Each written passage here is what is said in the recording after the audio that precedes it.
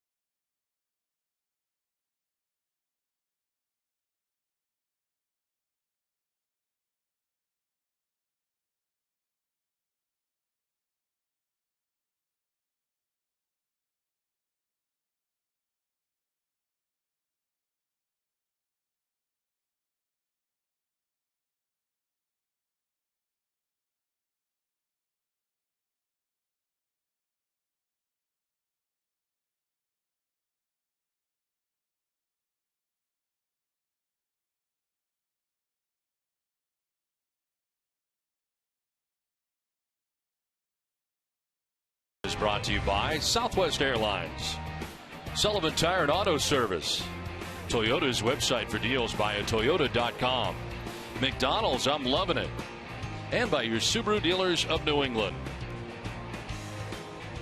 Well, welcome back to Fenway Park. Red Sox have taken the field tonight, so let's check out the visiting Houston Astros starting 9. Robbie Grossman leading it off in left field. Jose Altuve, the league's best hitter right now, at second base with Chris Carter, the DH. Dexter Fowler is in center field with Jason Castro doing the catching. John Singleton at first base. Matt Dominguez at third base bats 7th with Jake Marisnick in right field and Marwin Gonzalez at short bats 9th. Tonight's Red Sox starting pitcher presented by your New England Audi dealers. Experience the all-new 2015 Audi A3 today. Alan Webster on the hill for his 4th start, 2-1 with a 4.91 earned run average. 13 walks to 8 strikeouts. Walks have been a problem. Opponent's hitting at 184 against Webster. His first pitch of the ball game is going to miss outside for ball 1. Last time out for Webster, a win against the Angels. 6 2/3, giving up 2 runs. His best start in a Red Sox uniform. Strike on the outside corner. And it's a ball and a strike to Robbie Grossman.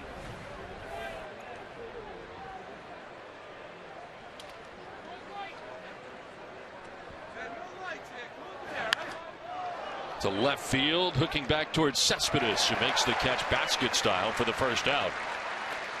The Red Sox defense is brought to you by Southwest Airlines. They are 9th in the league with 70 errors on the season. Will Middlebrooks will be at third base. Brock Holt, the shortstop. Dustin Pedroia at second. And Mike Napoli, the first baseman. Left to right, Yoenis Cespedes, Jackie Bradley Jr., and Daniel Nava. And Christian Vasquez doing the catching for Webster.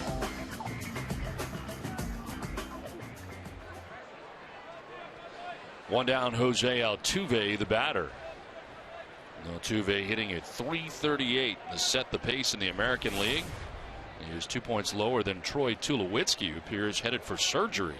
He leads the National League, but Altuve leading the AL. What a great story he has been. You mentioned the average of .338, 46 steals on the season, an all-star this year.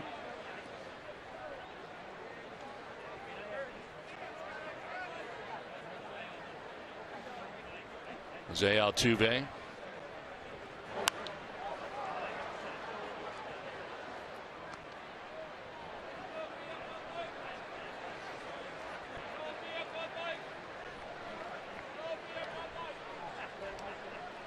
One ball, one strike. Altuve followed by Carter as Webster will foul it back, and it's 1-2. Well, it's great to have with us Roger Clemens here, and now inducted into the Red Sox Hall of Fame. Great to see you. How are you? Oh, it's great to be here. We've had a great day and seeing some of my old teammates, and Houston's in town, so I'm seeing some familiar faces over there. So yeah, it's been a really, really nice day. They tell me you were very emotional at the ceremony this afternoon. Jerry, I was. They showed a highlight that I think it was one of my 20th win in Cleveland, and I took the ball over to my grandmother. And I'm telling you, I know my mother and grandma, whose grandmothers both passed away. They would have loved to seen this today, and they're a big reason why I'm here, for sure. But it was emotional. This is on the ground to shortstop. Holt to play the high hop for the second out of the inning. We look back over the course of your time here. What sticks out to you as your favorite memory in a Red Sox uniform? Well, I think it would be, again, when you look back on ceremonies like this and such rich in history, the tradition here. I think about the guy that signed me, Danny Doyle, put my name on his list for the Red Sox to pick me and give me the opportunity. Just a lot of people along the way that helped me and gave me encouragement to continue to get better once I got here. Obviously, pitching in a venue like this is and how they've obviously improved it too. But even when I was here, it was special, and it still was. It was great to pitch here as come here as a Red Sox or as a visiting player. It was just fantastic coming this, and I can only imagine. Again, I don't know what the ratio is right now, but that's in play, boys. Yes, it is. Coming down from first base, it's going to be the catcher, Vasquez, who backs up to make the catch and ends the inning. We will be back with Roger Clemens from Fenway Park right after this.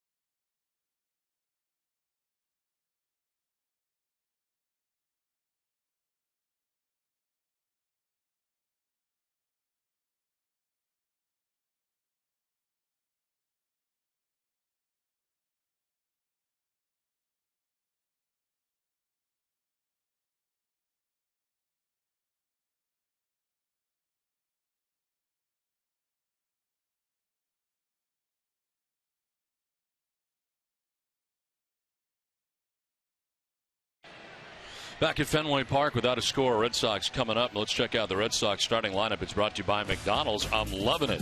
Leading it off for the Red Sox and at shortstop Brock Holt with Dustin Pedroia at second base. David Ortiz, the DH. Yoenis Cespedes back in the lineup.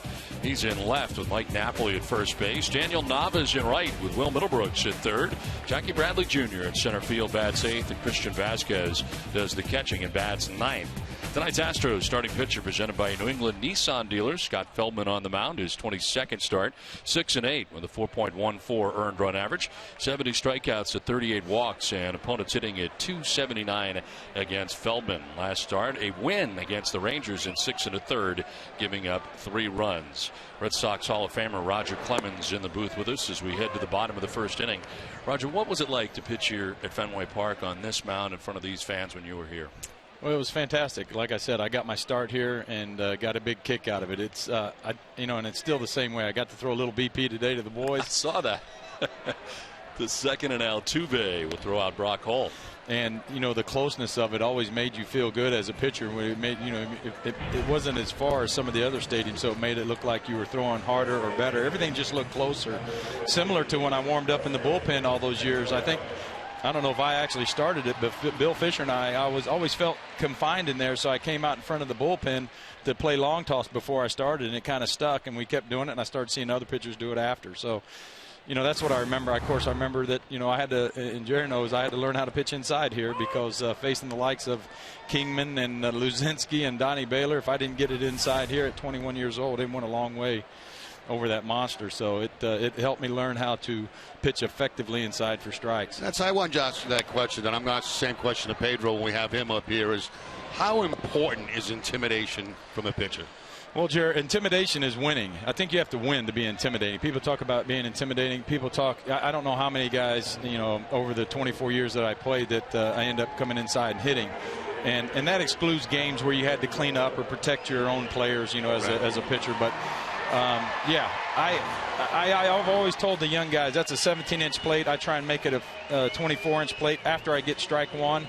And you're exactly right. My job on the mound, I want that hitter to feel very uncomfortable. And I think you can do that by having really good mechanics. And Pedro and I talked about it a few years back during the little 100-year ceremony, and we visited about it today, and I got to hear his comments during the Hall of Fame deal. Yeah, his comments today were very interesting, Jerry, and that he was talking about following your mechanics. Did you know that he had done that? A little bit, just from what I heard, but I didn't know to that extent that he talked about it. But that's where you get your longevity. And Pedro is a power pitcher; he's not a power thrower, and that's a big difference.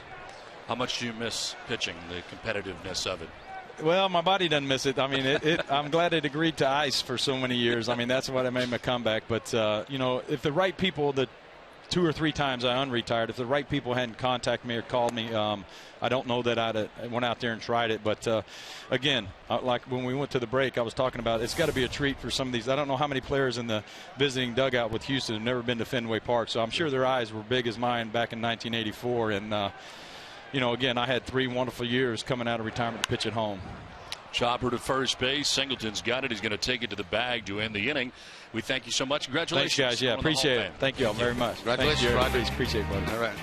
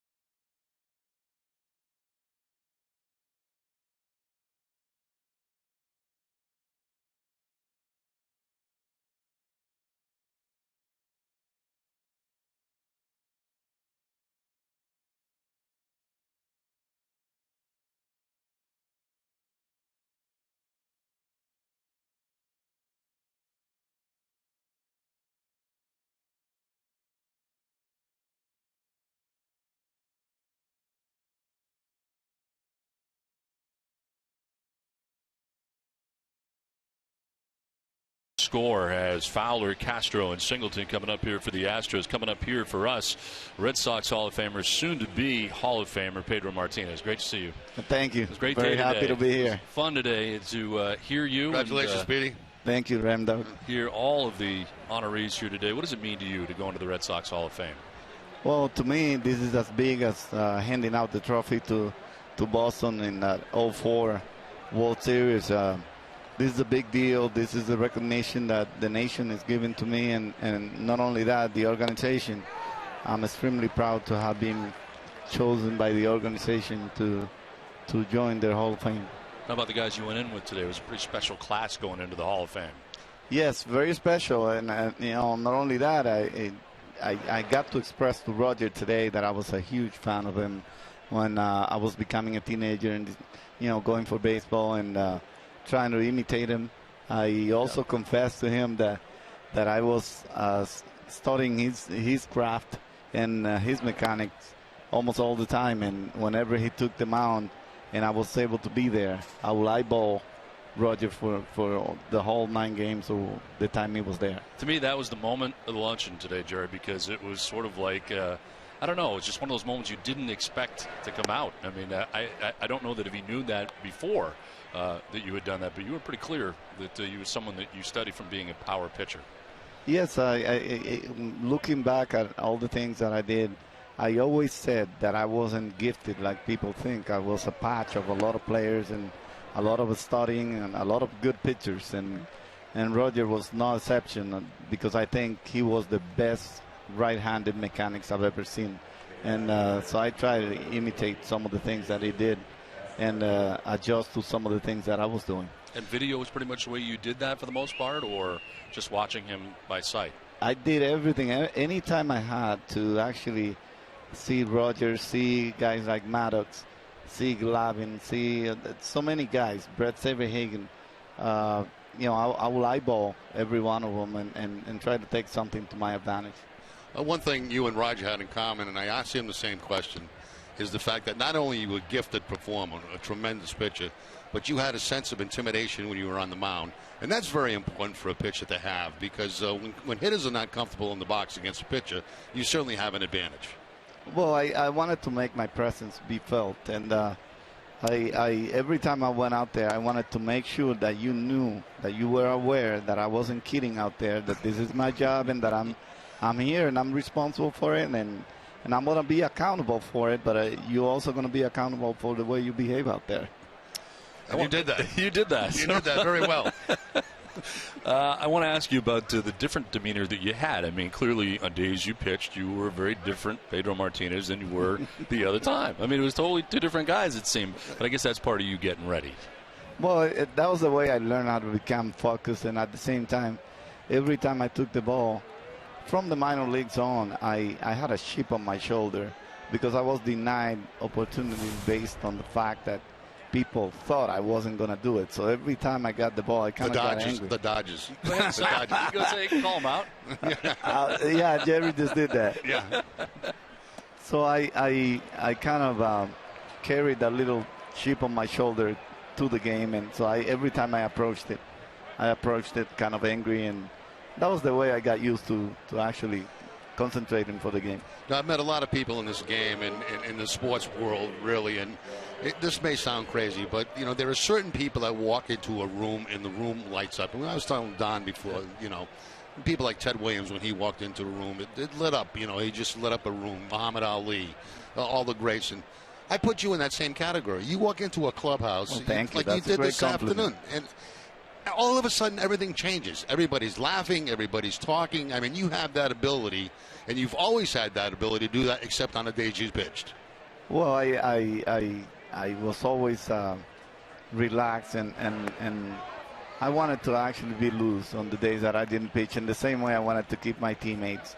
The season is really long, and normally if you don't have fun, especially on the days that you're not, performing out there, it's going to be a long season. So it's all about having fun, keeping the team loose, being that loose guy, and being happy.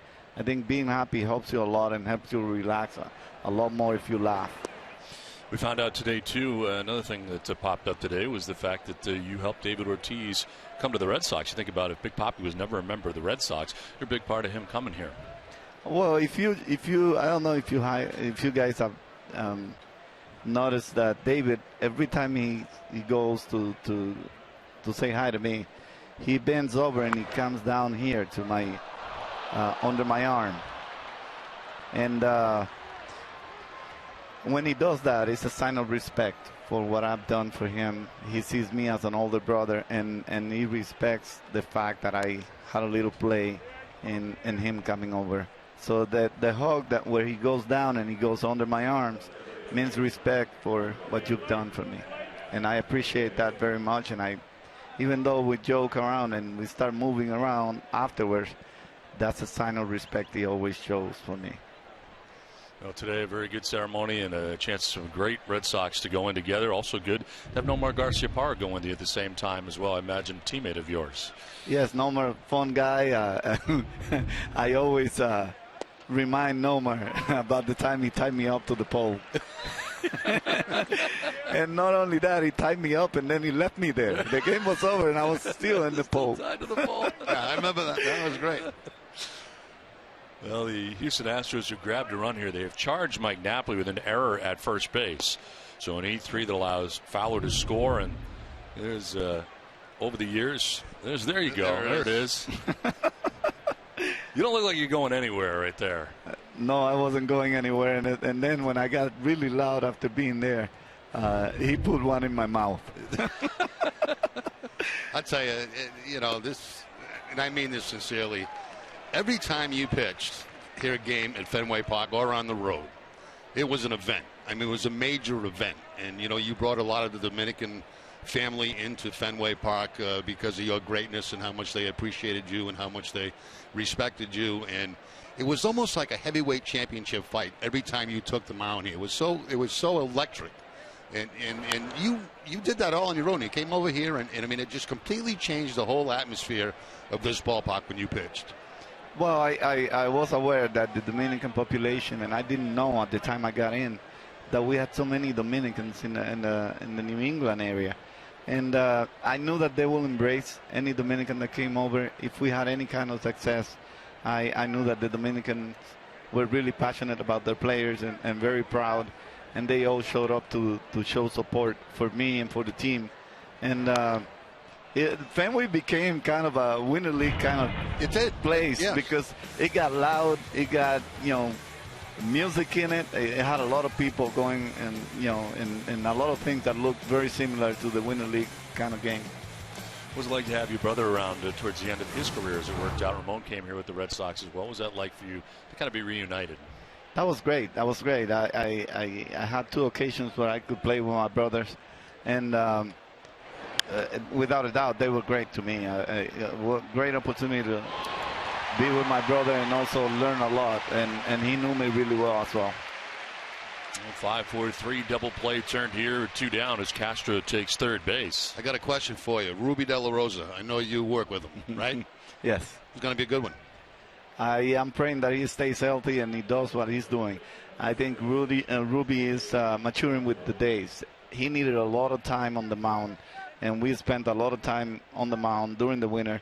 Actually, with Licey Tigers and Dominican, came over to spring training, spent a lot of time in working on top of the rubber, and thanks to God, it's paying off. And I think he's got every single opportunity to become one of the best pitchers in the game if he stays healthy. And I pray to God that he does. How much are you enjoying working with some of these guys in this role that you now have? Well, that's something I really, really enjoy about being involved in baseball. Now watching Webby pitching in there, seeing De La Rosa, seeing Maine and all those guys that you go to the minor leagues and you see them, and then you see them up in the big leagues and performing and doing things well. It fills you up with joy just to know that you have a little bit into their success. We will step aside, come back with more with Pedro. It's 1-0 Astros.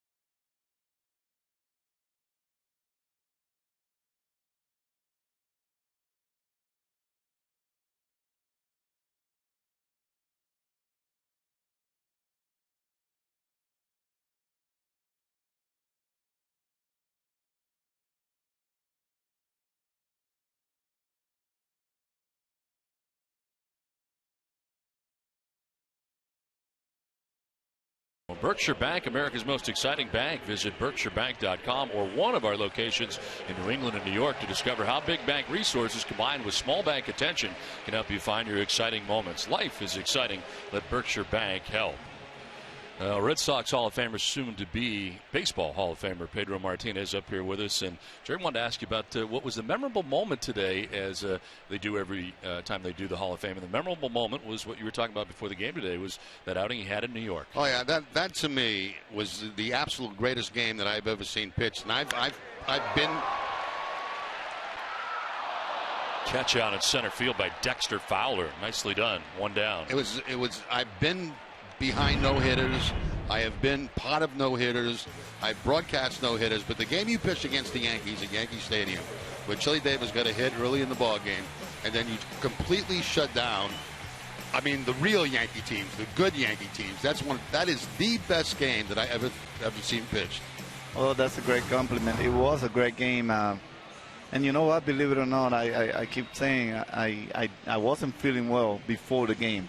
But once I warmed up and I kind of gave up that hit, I turned it up a notch, and I ended up having a great game. And I wasn't expecting to do all those things, but they came. They came as the game went along. He said today that he was actually angry, which I didn't realize going into that outing. Well, thank God, Jason Veritek, my battery mate, was so on top of the game, because Joe Kerrigan somehow got the best out of me by pissing me off before the game. Did you miss a pitcher's meeting or something? I said no, I wasn't going to go to the pitcher's meeting because I had just faced the Yankees, so I wasn't going to learn anything new. No. Everybody, the roster remained the same. Everybody was the same. I was facing the same Yankees. There was no way I would miss the Yankees in any series, because even if I had a day off and I would fall out of it, Joe Kerrigan would make sure I didn't take it so I could pitch against the Yankees. And that day, Joe Kerrigan just told me, "Oh, you're not going to go to the pitcher's meeting? You better find out how you're going to get Jeter out. He's hitting 300 of you." So that really pissed me off. And I said, "You know what? Why don't you and Jeter go somewhere else?" Well, you figured it out. As it turns out, the meeting didn't mean much at the end of the day. Well, that and the other performance was right here at Fenway Park, and it was in the All-Star game. What an incredible performance that was. And that was in the steroid era of baseball. And you're out there just blowing away these National League guys. I mean, it was one of the great moments, I thought, in Fenway Park history. Well, I certainly was aware that I had to do something special, because it was in Boston. It was me and Noma representing the Boston Red Sox. I was aware that I wanted to do something special, but everything that I had in mind blinked. At the time, I saw the all-century team coming over to hug Ted Williams, and all the flashes went off. The same way my mind went off, and all I got was goosebumps. And then I woke up when the 3 planes passed by and shook me off. Yeah. they were so low and so loud that they shook me up, and that's when everybody came back to normal situations. But at the time, seeing the all-century players and seeing Ted Williams being hugged by the century players and every player that was in the field, it was actually a highlight to me, and it raised the whole plan I had. So after that, I just said, well, I'm going to go with the flow and pitch. Let me ask you an honest question. Yes. After that performance, yeah, were you ever totally the same after that, arm-wise? I was healthy. I was completely healthy after the game, and I had no pain. I had nothing during the game either. The problem was I was used to throwing, and I played long toss. You remember that? Yeah. Before the game, I played long toss from one corner to the other, and then throw on the side and do my thing, my long toss program. And Joe Kerrigan said, well, we're going to rest you a little bit. You're not going to throw on the side. You're not going to touch the ball. And then from there on, you're going to take your start. And I didn't agree with that. Yeah. And I think that's where things just went south. Yeah. Yeah. I thought I had a feeling that had something to do with it. Yeah, I totally, I will probably tell you 90% of the problem developed about the fact that I did not throw after the All-Star game and went straight into a game. Yeah. Well, now not only are you working with Red Sox pitchers, but you're also doing national television Tell us a little bit about that experience last year in the postseason. Did you enjoy it? It seemed like you had a good time. I did have a good time, and I enjoyed it. But at the same time, I have to tip my hat to you guys. I have to really show a lot more respect for the people that do TV and do the work that they do, because I thought it was going to be easy. I thought it was going to be in a booth just saying this and that is happening with this guy. No, it wasn't that way. It's a lot more work that you have to put in when you work on TV and you are analyzing all those games and all those players at the same time. Mike Napoli chopping this one back up over the mound. Marwin Gonzalez will get it there in time for the second out of the inning. How much do you miss the day-to-day of baseball? I know how competitive you are. Do you miss that part of it? I do miss competing. I get the butterflies when I see, the situations, and I know what to do. And some of these kids that I see sometimes get lost in situations, and I know what it takes to come out of it, and I can't do anything about it. It gets to me, but at the same time, I think I did my part. Now it's up to me to teach some of those kids how to come out of those situations, and just be here for as long as I can, because my family became number one once I left the game. So I'm spending a lot of time with the family. And we saw the kids out in the field today. Yeah, they're growing up, and Daddy doesn't mean much. Or he's a Hall of Famer, but then they see Yoenis Cespedes and Pedroia, and Pedroia really caught up their attention, because right after being introduced to them, they're like, "Oh, can I shake your hands?" And then all of a sudden, Pedroia comes up with 2 pairs of cleats. "Here, boys, you look like you're 9." And they're like, "Yeah, how do you know?" "Well, here, keep these 2 pairs of cleats." And that was good. they're like, "Oh my God, that's a highlight." They might sleep with them on bed today. Now with 2 down here in the inning, Daniel Nava batting and softly grounding one to second base. Altuve will throw him out to end the inning. Pedro Martinez, thanks so much for coming up. Congratulations into the Red Sox Hall of Fame. Thank you so much. Happy to be here. Begins to play the game of baseball.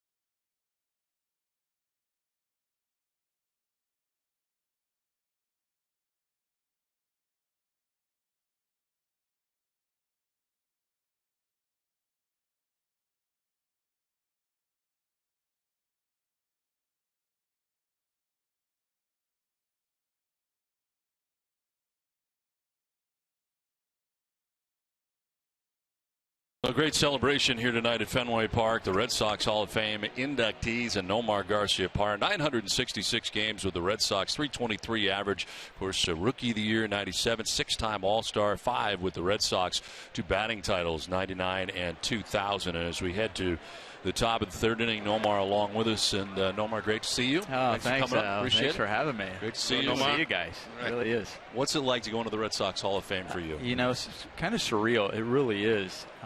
I'm really so honored. when you go out there and you play, you're not thinking about Hall of Fames or any induction. You just want to go out there. You want to win. You want to stay in the big leagues. You want to do the best you can.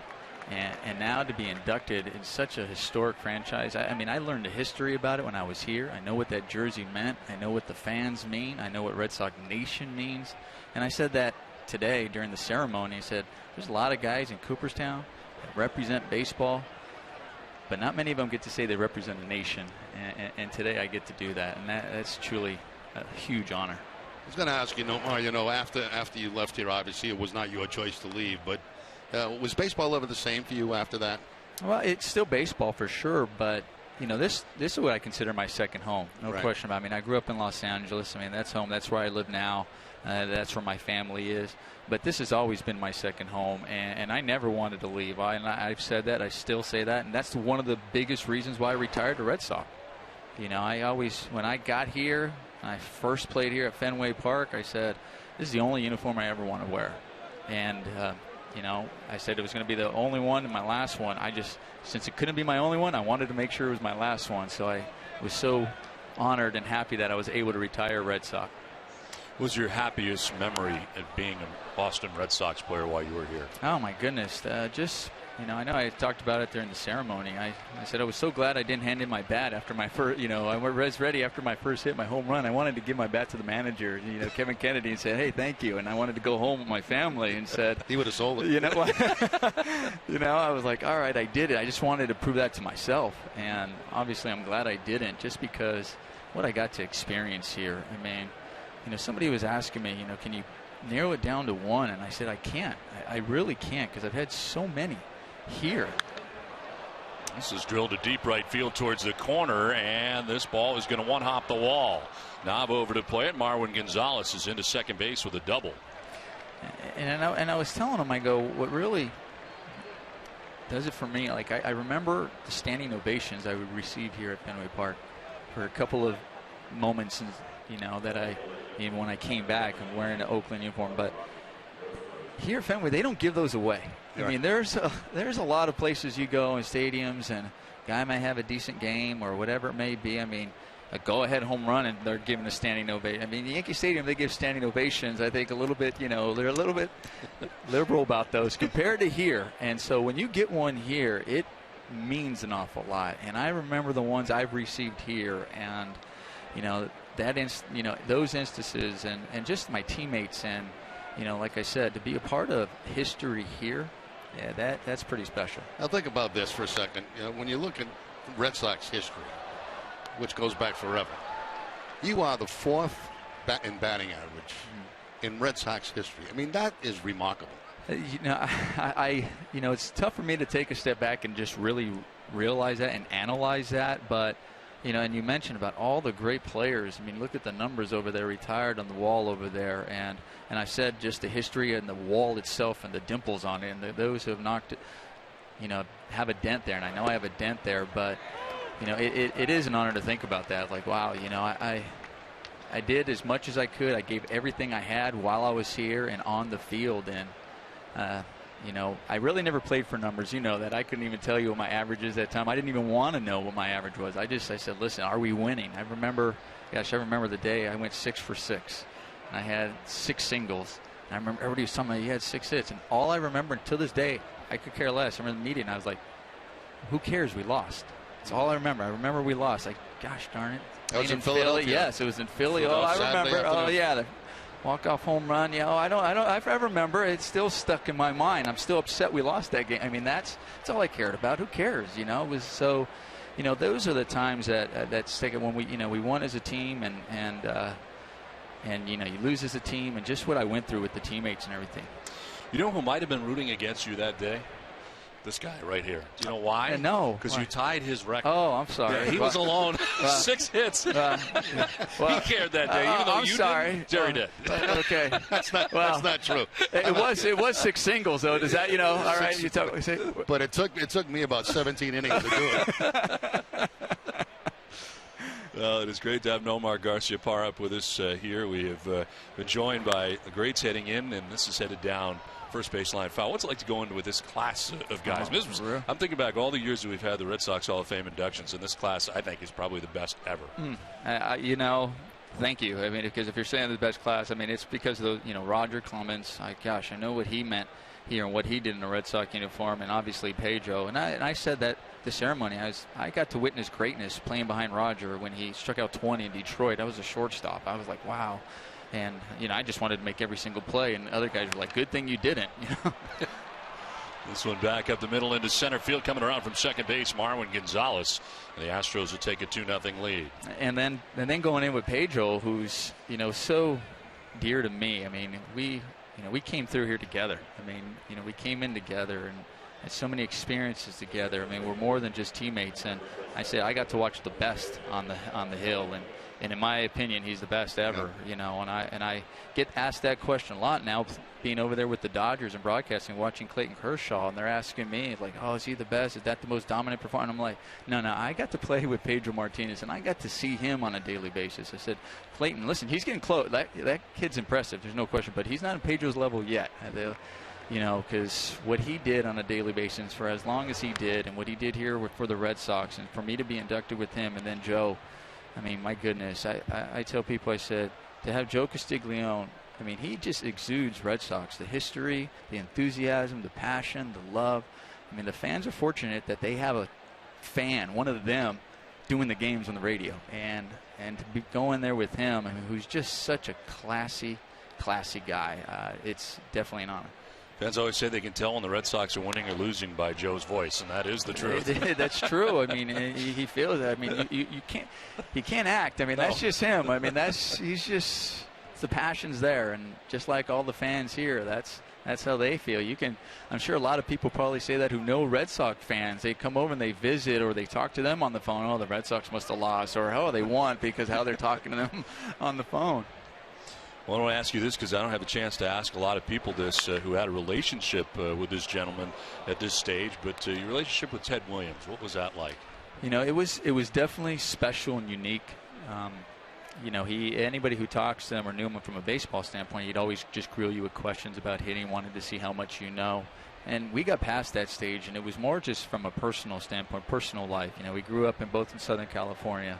I know a lot of people don't. He was Mexican as well. We're both from being a Mexican background, so we would talk about that as well. We talk about life in Boston. So we talked a lot about just different things. I would go see him. This is deep in the hole at shortstop. Holt won't be able to come up with it, and there are two runners on as Altuve will reach. I mean, one of the things I just missed was before every spring training, I would go to his house in Florida, and I would go visit with him. We'd eat breakfast. We'd go and we just talk. And I remember that moment in '99 as well, the All-Star. I mean, let me tell you, that moment there, and I heard Pedro talking about it as well, what it meant to Pedro and everybody coming around. To tell you the uniqueness of our relationship, everybody's like, what did he say to you right there? He's like, I'm sorry I missed your party yesterday. I mean, when all that's going on, I mean, that just tells you, where we were. He's like, oh, I'm sorry I missed your party last night, and I'm like, and I'm just chuckling to myself there. I'm like, Dad, no, it's okay. It was just funny, but that was the kind of and I'm thrilled to have had and blessed to have had that type of relationship with him. It's interesting when you say you got past the hitting part of it with him. That was hard to do with Ted. It really was. It really was tough to get by that with him because he would grill you and he would embarrass you, if you didn't have the right answer for him.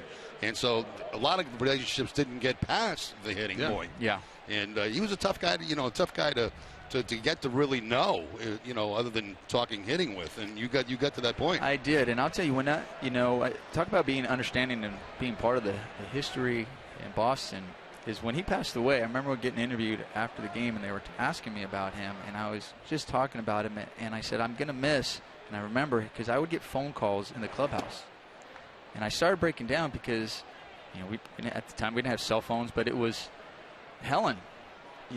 Helen, the second she'd be on the other line. The clubhouse phone ring. Hey, Nomar, it's for you. And it'd be Helen, and she's like, hey, your hitting coach is on the other line. And it'd be Ted on the other line. He'd call like after batting practice or right before we go to game just to talk to me, chat. And that's when I started breaking down because I'm thinking Helen's gone and Ted's gone. I mean, this this is what the Red Sox represent. It's more than just the players on the field. It's the people. And I'm glad. I'm glad now I'm a part of that. I mean, being part of the Hall of Fame and inducted or not, I feel like I've been inducted into that history.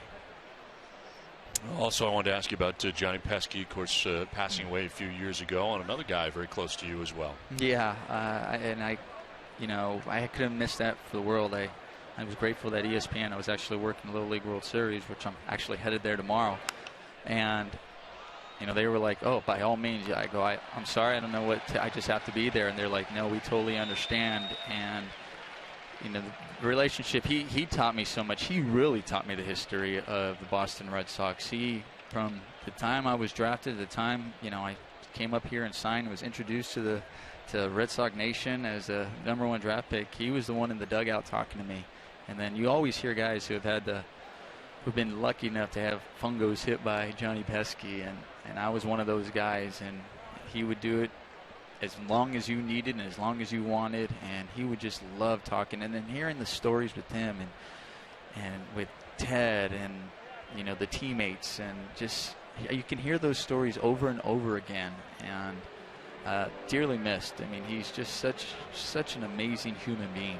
That's amazing when you think about it. When you first signed, you probably don't remember this, but we were out in Anaheim, and we had you on as a guest. Mm-hmm. I do. The very first time. And, who knows? I mean, you get a draft choice. You don't know. I mean, you don't know what's going to end up like. And, I mean, there it is. It's incredible. And how fast it goes. Oh, I totally remember. It was like yesterday. You're exactly right. I'm like, don't blink. And like I said, when I made it to the big leagues, I was ready to hand in my bat. And I'm glad I didn't, That's a good thing you hung around. Right. I'm like, okay. Well, I asked Pedro the same thing, because now he's, of course, on TV as well. How's the TV thing going for him? You enjoying it? Yeah, I am enjoying it. And it was so funny. I was listening to Pedro, and he was talking about, like, I didn't realize how hard work it was. I'm like, yeah, it's hard work. And I knew that, I think that's what helped me so much was when I went in there, I didn't take it. I went in to audition, and I told them, I said, please tell me how bad I am. It's not going to hurt my feelings. Like, I'm used to hearing how bad I am. Don't worry about it. You're not going to offend me. And they started laughing. I said, but look, just because I've done 1,000 interviews doesn't mean I'm going to be good at this. I know it's a lot of work. I get that. So please help me any form or fashion. And so I think that's helped me now for sure. I think people think we just roll in and just go to, I mean, that's what it is. Well, I love walking up here and I see the notes and I see them highlight. I'm like, I know exactly what I've got all that going. I'm ready to do that tomorrow and, start taking notes and studying. It's like I said, it's like going back to college again. You're getting ready for a test. Well, you're also working with the Dodgers as well, and some of the former Red Sox out there doing pretty well. Yeah, they are. I mean, the Dodgers are having a good year right now, and those guys are having good years. I mean, Adrian Gonzalez, he's doing well, has been a big part of their success this year. And, Josh Beckett, unfortunately, is, hurt, but I'll tell you, his first half is unbelievable. He had a no-hitter, and I'll tell you got to give Josh Beckett an awful lot of credit because totally just changing his style and then finally buying into that, knowing he's not a power pitcher and changing the way he attacks hitters was quite impressive. There's a ground ball to first base. Napoli will flip to first, and that will end the inning. And our conversation with Nomar Garciaparra. Thanks very much. Thanks, guys. Thanks for having me. I appreciate it. Good to see you guys. Thank you. Right. See you tonight.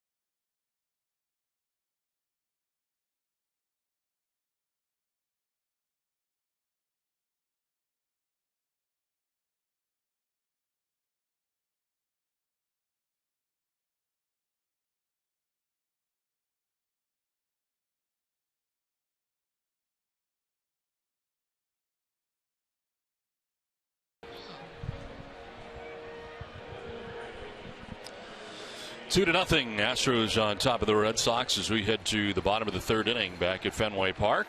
Astros getting a run in the second and one in the third inning. Well, Middlebrooks leading it off here for the Red Sox in the last of the third inning. Middlebrooks, Bradley Jr., and Vasquez expected in the inning.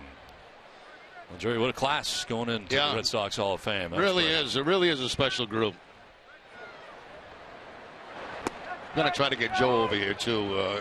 We know he's got duties doing the game, but hopefully he can spend half inning with us. I hope he can. I hope he can, too. Nobody's happier. Nobody's happier than Joe today.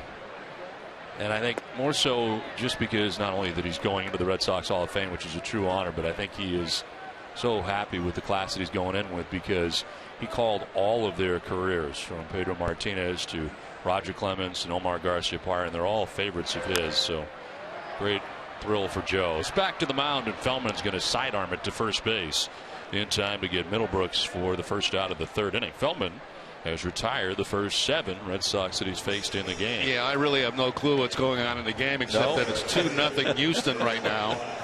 And so we'll pick it up from here. I have a loose grasp on what's going on. I have one down here in the inning for Jackie Bradley Jr. He got hit yesterday by Aroldis Chapman at 100 miles an hour. I don't think he's really looking forward to ever facing Aroldis Chapman again. I'll tell you one thing, I wouldn't be. And the thing is, Aroldis Chapman has not hit anybody all season, so you don't expect to get hit, I guess. But I mean, anytime you get in against a guy throwing 100 to 102, no, thank you. One pitch down and in.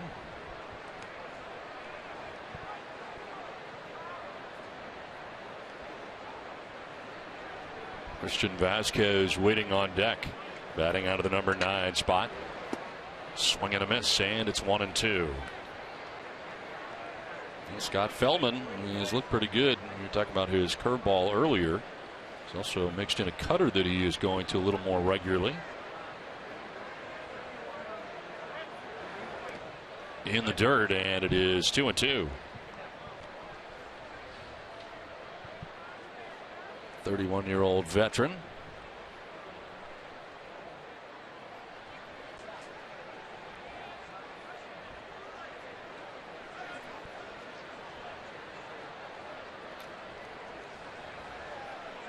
'30th pitch for Feldman of his outing, and it's a swing and a miss. Jackie Bradley Jr. strikes out.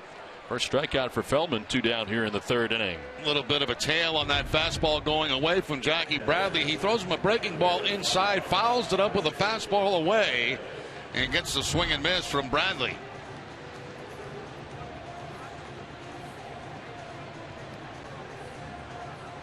So 2 down, Christian Vasquez coming up. Vasquez hitting at .217. No homers and 11 runs batted in.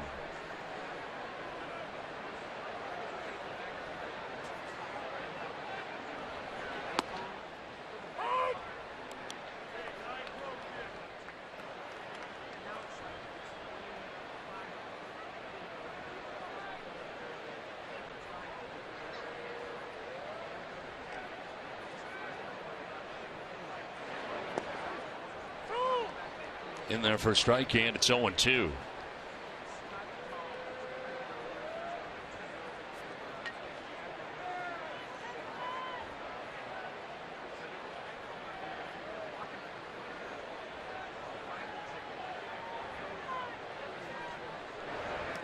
Vasquez to take a pitch outside.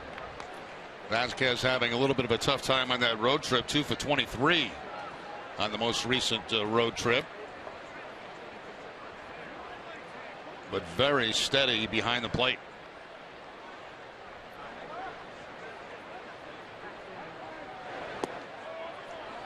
Close pitch, called a ball, and it's 2-2. The Astros have been getting good pitching. Having trouble scoring runs. They are hitting home runs. They're a team that hits home runs. But you know, surprising, Don. Looking at the stats. I mean, they hit a lot of home runs. They steal a lot of bases, but yet they don't score many runs. So for Bill Porter and his Astros, via the home run is one thing, but that's it for the most part. If they don't homer, that's about it. This is into center. First Red Sox player to reach in the game, Christian Vasquez, number 9 man with a 2-out base hit. Now that changes a little bit. I mentioned the 2 for 23. Hard hit ball that time to the right of Altuve to pick up the base hit with 2 outs. So first hit of the night for the Red Sox as they try to get something done with 2 outs. Vasquez, of course, had a great series against the Astros in Houston. Now 6 for 9 against the Astros in the season series. And while we're talking about the Hall of Fame, you did a great job today. I'm seeing it. Thank you. That was a lot of fun. Incredibly in the room with so many Hall of Famers there as well. And it was great to hear David Ortiz talk about Pedro the way he did also. And you think about different eras of Red Sox baseball and throughout the years, and that includes you as well in the Red Sox Hall of Fame. But it's amazing. You see, when you were a kid, people that are there now that are Hall of Famers and the Hall of Famers from today, and you think about what a great organization the Boston Red Sox really are, and you get all those people in one room. 1-0 is chopped right side. Altuve will go to first base, and that'll wrap up the 3rd inning. We're going to the 4th with the Astros on top 2-0.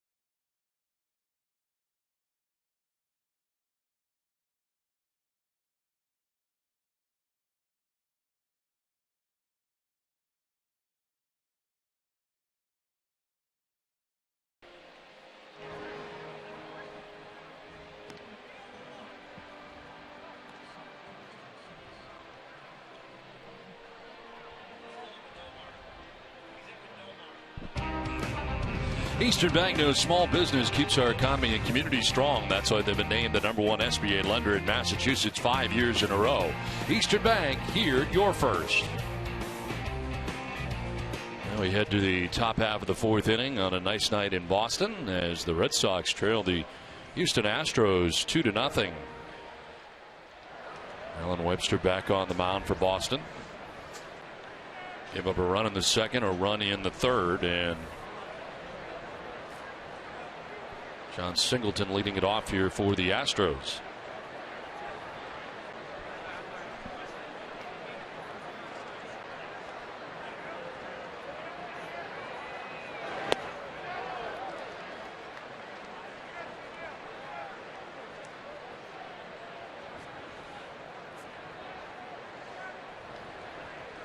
Singleton reaching on an error in the 2nd inning committed by Mike Napoli. 0 for 1 in the game, getting his 2nd look at Alan Webster.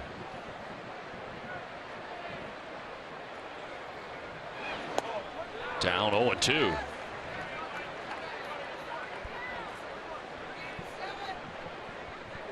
Webster able to keep that fastball down in the zone. That's where he's most effective with it. When he gets it up, that's where he gets in trouble.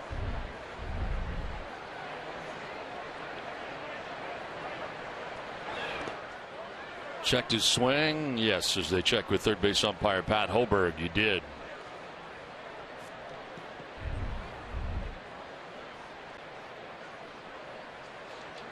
I think a very good call by that third base umpire. What do you think, Don? Yeah, I thought so.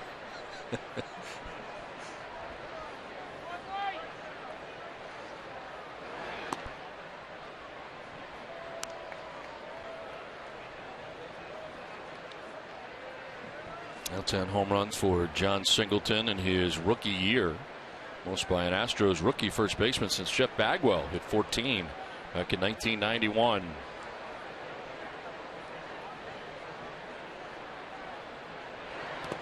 Bouncing in for ball 3, full count.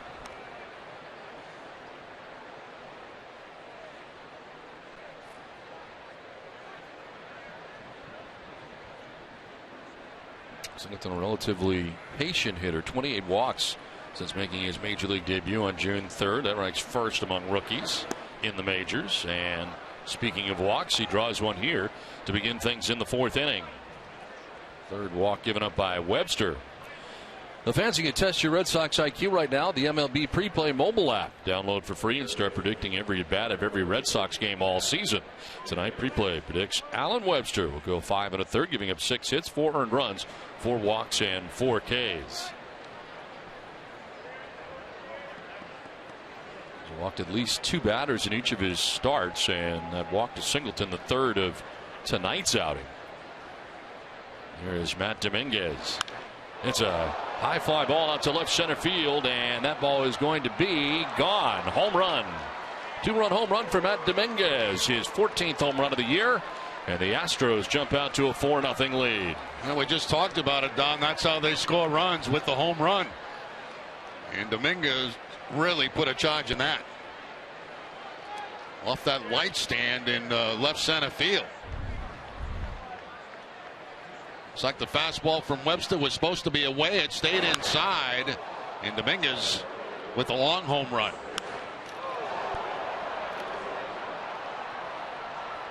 So a walk and a home run to start this 4th inning of the Astros on top 4-0. Jake Marisnick, the batter, flied out to center field in the 2nd inning. Chops it to third. Up to get it is Middlebrooks. Plants and throws. Nicely done. That took a lot of athleticism down at third base by Will Middlebrooks. First of all, to time when he was going to jump to make the play on this. And then come down, not panic, take his time, and make the good strong throw across the diamond for the out. In foul territory, a strike to Mike Napoli.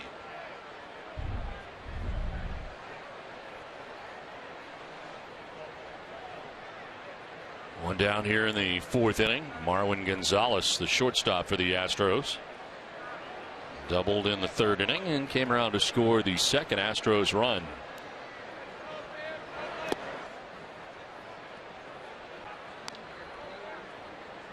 Outfield straight away here on Marwin Gonzalez. It's 5 home runs.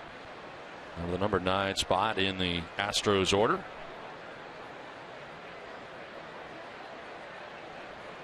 Astros now with 134 home runs on the year. That's 3rd in the American League.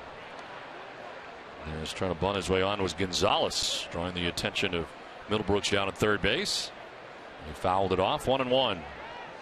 Again, I mentioned it time and time again, but bunters usually try to time their bunts on fastballs, and that time it was a breaking ball that threw off the timing of Gonzalez.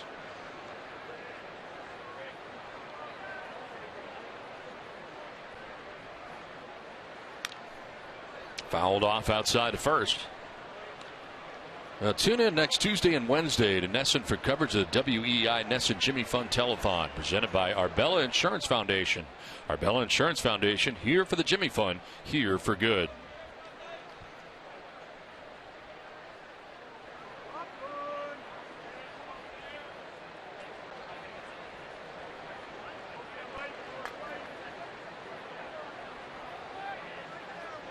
One-two pitch to Gonzalez. He'll spray it foul off to the left, out of play.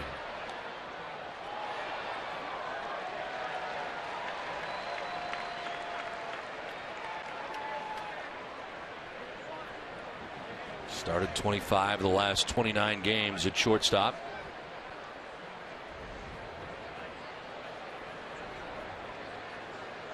Also made starts at shortstop, third base, second base, left field.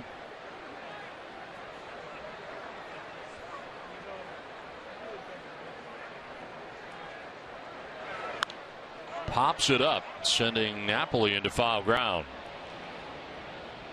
Takes care of out number 2. Earlier today, Jerry, my view is of Roger Clemens' kids taking batting practice from Roger Clemens. Oh, no. That's the view. That's Roger out there on the mound today, taking a little BP to his kids. Now, I know what you're thinking as you're standing back there. I can hit this guy. You can hit this guy, right? How did you know? Of course I do. I know you. I'm looking at him. I'm thinking my Dwight Evans What's the big stance. deal about Roger Clemens? Yeah. What's with this guy? He's got nothing. Look at him. I'm watching this. Thinking right over his shoulder. I'm looking at his best stuff. I'm thinking. And I'm thinking, I can clean this out. Yeah. I would have said that when Roger was here, but today's Roger, I think, is probably a little different than when he was in his heyday. A little bit. Yeah, a little bit. From what I just saw, yeah, a little bit. But I know exactly what you were thinking. That is so funny. I stayed there an extra while. Even when Don's View was over and I was done videotaping, I stayed there a little longer just to make sure I could. Yeah. You know, I was thinking back to spring training when I was taking BP earlier, you know, and I had the eye black on and was working hard at spring training, making my comeback.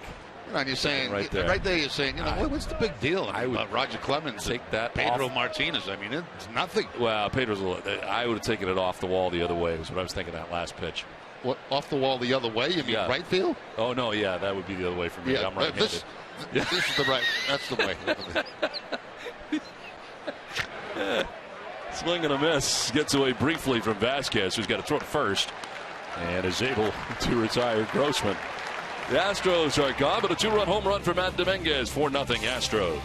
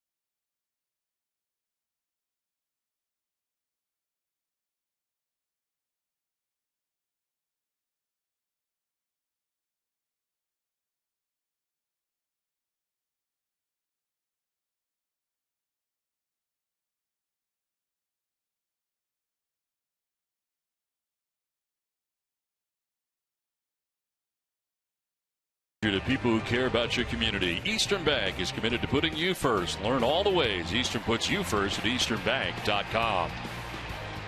It's on to the last half of the fourth inning with the Astros on top 4-0, and we've been visiting with all the honorees today inducted into the Boston Red Sox Hall of Fame. We visited with Roger Clemens, Pedro Martinez, and Omar Garciaparra. And now it is an honor to have with us Joe Castiglione. Joe, congratulations. Thank you very much, Don and Jerry. Congratulations, Joe. Join you in the Hall of Fame. Not that I belong on the same page with those guys, but definitely the preliminary act. But it was such a thrill to be part of this class. To me, you look like the happiest guy down there. Well, I certainly felt like it, just overwhelmed, and I think just so joyful to have this opportunity to be here so long and to cover such great players. and especially the three guys today because I was here for their entire careers. I know you had a special bond also with Pedro Martinez. I believe you've had a special bond with all these guys. As this is lined into right field for Dustin Pedroia. But I know especially Pedro is very special to you. Yeah, Pedro's just such a smart, articulate guy, sensitive guy, and I think he really grasped what Boston baseball and New England baseball is all about. And he understood what it was like. He had a sense of theatrics, which made it so special when he did pitch here. And it was just so electric. But a warm guy, I think the most charismatic athlete I've ever been around. Well, Joe, of course, you had the chance to say for the first time as a Red Sox broadcaster, the Red Sox are world champions, and that had to be incredibly special for you in 04. Well, it certainly was. I didn't script it or anything because you never know how it's going to end. You try to keep it simple because it's Red Sox Nation's moment, not the broadcaster's moment. And, I mean, the way it happened with the comeback against the Yankees and then the sweep of the Cardinals was all about miracles. And I thought it just was overwhelming for all of us in New England, and could probably put to rest all of those stories about Bucky Dent and what happened in '86. And people may not know this. He's through the shift into right field for a big Poppy. Heading first to third as Pedroia throw will be cut off, and it's first and third with nobody out. Hey, we're getting something going here. Yes, we do. People may not know this, but Joe is actually responsible for giving Don his start in the business. Yes, took my class at Northeastern University, and it was one of the best moves we ever made. No, it wasn't a mistake. Because he had a passion for the game. He had a passion, and I thought he had ability. You know, when he did the tape and TV, we didn't even teleprompter in those days. We did not. You had to read off a script with one camera, and I still play tape for kids today to see what he looked like then. A lot more moss. A little bit more, and a little bit less in some areas too. Well, right? Yeah. We all know about that. You're not alone. Joe, I had the chance to work with you as your intern in '89 and with Ken Coleman and then Bob Starr in 1990. I know that all of them very special to you, all the partners you've had over the years. Well, they certainly had a great start. Kenny Coleman brought me here in 1983, and of course Jerry was with Ken for so long, and of course we got to hang with Ned. And when you and Ned were together, and ever worked with Ned, we had so much fun off the field and learned so much baseball from him. And then, of course, the burly broadcaster, Bob Starr, who sort of taught us how to laugh and relax and have fun and not take it quite so seriously. No whining was always. He used to wear a button. Oh, there's no whining button. That's right. No whining button for Joe. Anytime the Red Sox were losing, he would wear the button. He had a saying, "It's not my life and it's not my wife." But I never quite grasped that. I still felt the pain. Sharply hit to short, could be two, to second for one, on to first it is. And in the back door comes Pedroia with the Red Sox first run, 6-4-3 on the Twin killing. Well, for those who have never personally met Joe Castiglione, I just like to say that he is one of the top individuals in the world. We travel with Joe. We know Joe well. A lot of people who don't know Joe he's a class man. He's a family man. He's a complete gentleman. He is your top shelf, Joe. You really are. And you always have been since the first day that I ran into you, and that has never changed. Well, thank you, Joe. You're one of the first guys I met when I came with the Red Sox in 1983 at spring training. It was great to see a fellow in New England. You're right down the hall from me at the Holiday Inn Winter Haven, along with Bob Stanley. And that was a great way to be introduced and made to feel a part of things. Because, when I was with the Cleveland Indians, I thought the Red Sox were the toughest club to cover and deal with. And you guys just opened the door and made it so special and made you feel at home right away. I know there are so many players you bonded with over the years. I know Ellis Burks is one guy that really sticks out for you over the years, maybe being your favorite. I don't know if you can even name a favorite. There's so many. In my book, I tried to get 30 favorites for 30 years and ended up with 43. Of course, Jerry's on the list. But there's so many. Brian Daubach and Mikey Lowell, guys like Darren Lewis, and not all stars, but a lot of the stars, too. I think we just had so many great personalities here over the years, as well as outstanding players. And also, it should be said that not only is Joe one of the great people in this business, but as far as charity goes as well, and the Jimmy Fund. All you have done for the Jimmy Fund over the years has been incredible. Should be in the Hall of Fame for that. Well, thank you. I learned my lesson from Ken Coleman, who introduced me to it. It's Ken's passion, And it's always been a part of the Red Sox broadcast, radio and TV. And, of course, our Jimmy Fund Radio Telethon coming up next week on Tuesday and Wednesday, which you guys do such a great job in helping us raise funds. Well, 2 outs here in the inning. Red Sox picked up a run. Mike Napoli 0 for 1 in the game. One thing I got to tell you, Joe, is you got to find out where they're going to put your plaque because it seems to move around a lot. Really? When they Have hang you it moved? down. I think I've moved. I don't know. But, you know, you'll have that one at home that'll be special for you. You put that whatever you want. But make sure you keep your eye on the one in the park because it seems to move around a lot. I hope it's nailed to the wall so somebody doesn't think it was a mistake. Well, it's all about location. You want to stay with the guys you went in with. I think right now it's a pretty good spot. Yes, I would go with the guys you make sure it stays there. And as today, of course, Nomar Garciaparra, along with Roger Clemens and Pedro Martinez and Joe Castiglione there as well. This one goes off the mask of Castro. It was really a special day here, and yeah, it's so much fun to watch the current players, Jerry. Meet and see Roger and Pedro and Nomar and have a chance to rub elbows with them. And not that they're awestruck, but you can see the instant respect. And I think it gives them a feeling also of how special this place is and how they don't forget their former players. And not every franchise operates that way. So ground and foul. I want to ask you about your relationship with Joe Morgan, too. It's great to have Joe there today as well. Well, Joe's one of my best friends in baseball, and I learned so much traveling with him. He's a coach with the Red Sox, and then when he became the manager, it was a very special time, especially the way he started. And he never changed.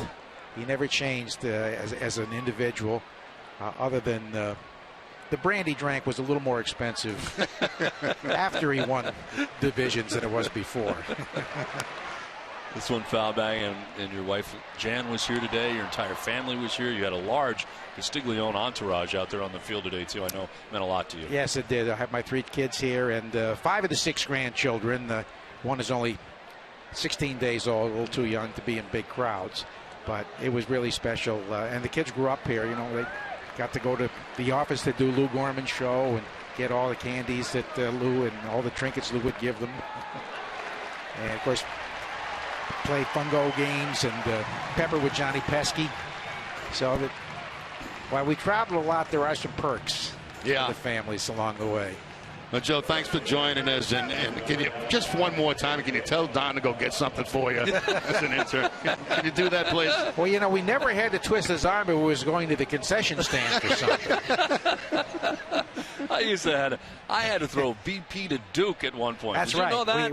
We had him over our house for Marshfield. dinner. He day in Marshfield, and he threw batting practice to my son. His son Duke. He wanted me to get the ball down. Put him in an instant slump. Never recovered. As a catcher. All honesty, though, Joe, I can't thank you enough for everything you've done for me personally. I mean, I was 19 years old when I met you. I thought I wanted to do this. I wasn't sure, and you were terrific to open up a lot of doors for me over the years, especially in the minor league. I can't tell how many minor league teams Joe called, and he's done that for so many young broadcasters and people, and couldn't be happier that you're in the Red Sox Hall of Fame. Well, thank you so much, Don. I know you'll be there one day in the near future, and so proud of what you've done. And it's really great to see young people succeed, and that's what it's all about. Well, I know Northeastern University has been very lucky for a great number of years to have Professor Castiglione in the house as well. And so is Red Sox Nation. Exactly right. Joe, even though I made you buy my books. Yes, I did. Which was a total scam. It's like $1,000 in books, and they're all Joe's books and his friends. I only wrote 2, but we had to read Ernie Harwell's book. Harwell, the guy in Kansas City. Oh, Denny Matthews. Yeah. No. There's another one. Tom Hedrick. Yes. His book you got to buy. There's 4 or 5 others, and you're like $1,000 in, and then all of a sudden you're halfway through the course, and he never mentions the books again. He never embellishes, Jerry, does he? Oh, no. You got all these books, and Joe never mentions the books again. But no, it was great. Background reading. That's right. That's exactly what it was. This is hit well to left field, and it is going to grab some wall. But halfway up for Daniel Nava. Napoli coming all the way around. Throw to the plate's going to be close, and Napoli will be out at the plate.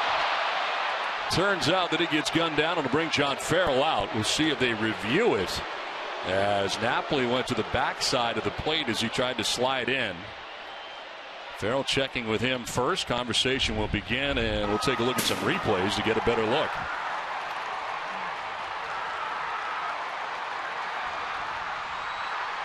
Well, I couldn't tell right there if there was a tag or not by the catcher. Napoli is, I think, tagged. I think got him on the shoulder. I think he got him.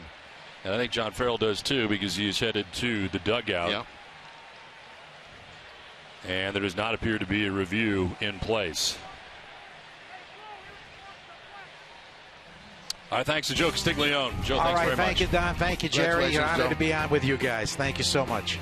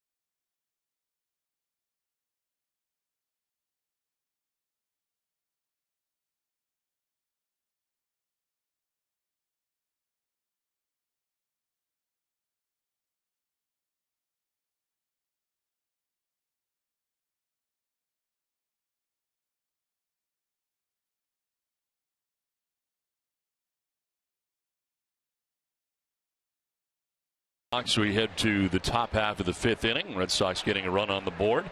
Webster back on the mound, and it is Altuve who takes strike one. Jose Altuve 1 for 2. 339 average, setting the pace in the American League, trying to win a batting title. Pitch up high, and the count is 1-1. We got our first look at Altuve last year. And he is impressive. Second base for the Astros, and with the bat, he's had a very consistent year. As he pops it up, foul ground that will reach the seats and out of play. Scoop, scoop, scoop for the home team with Hood Champions ice cream. It's the only ice cream that roots for the Red Sox. Pick up Hood Champions today. Always good, always Hood.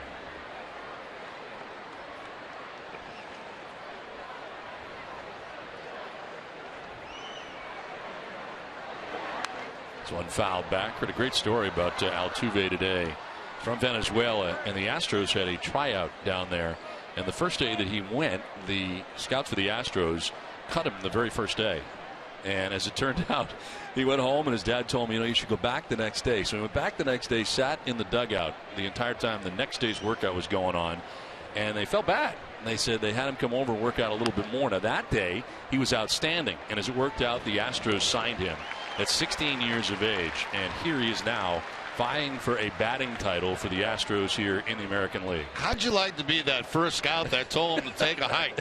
Yeah, you're no good. First day gone. I would look into that guy.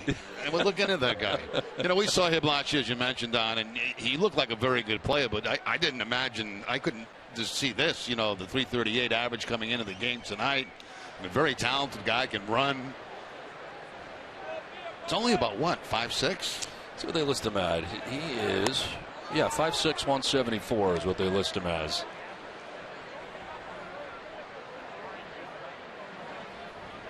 One down here in the fifth. And Chris Carter, the batter, former Oakland A. Chris Carter, part of the Jed Lowry deal. Take a look at our Chevy key player coming into today. Chris Carter hitting at .333 in 32 games since July the 4th.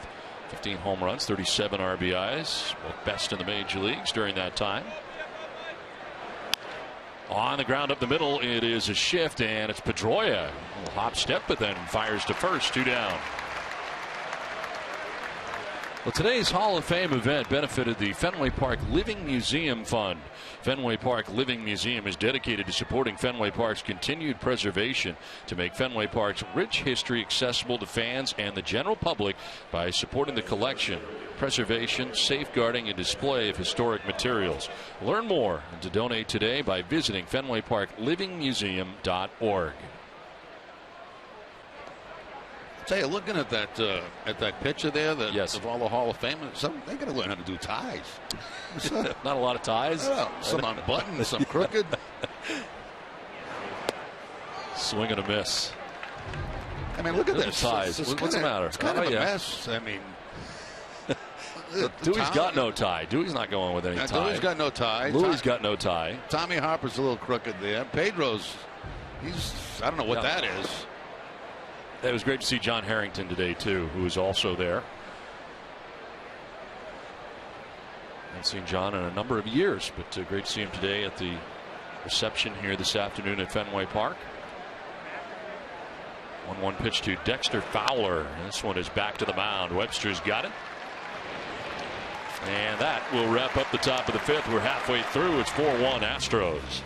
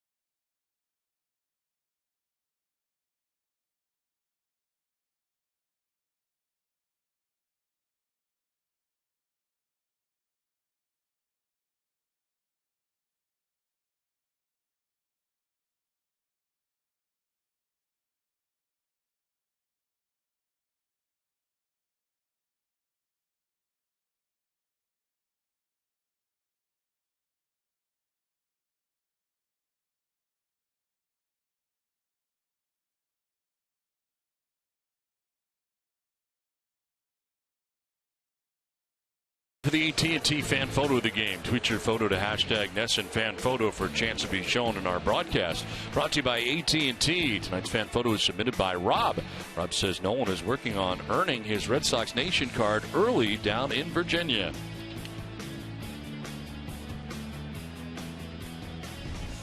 Now we head to the bottom of the 5th inning. 4-1. Astros on top of the Red Sox. Will Middlebrooks, Jackie Bradley Jr., Christian Vasquez. Expected to bat in the inning is Middlebrooks. 0 for 1 in the game, grounded back to the mound in the 3rd inning.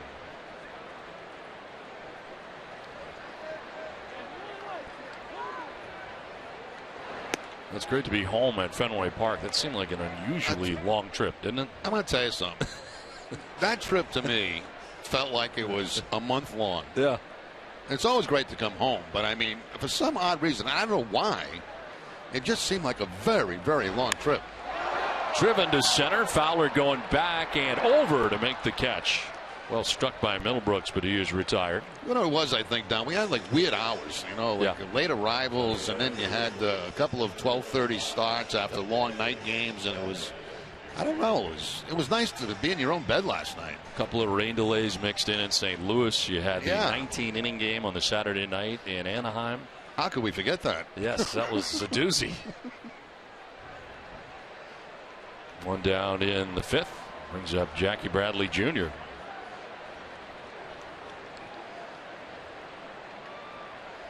Well, the Red Sox on 11-day, 11-game homestand.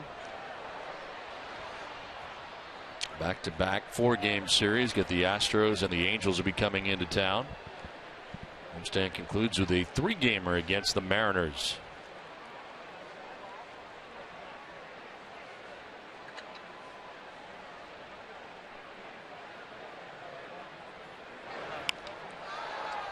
Loop to center field. Fowler coming in. Will make the catch for the second out. Bradley Jr. is 0 for 2.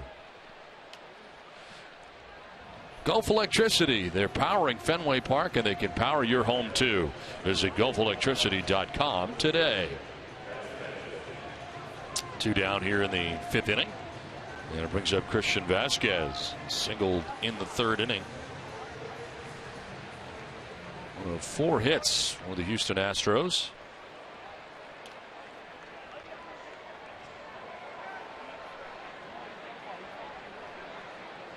Astros have 4. Red Sox have 4.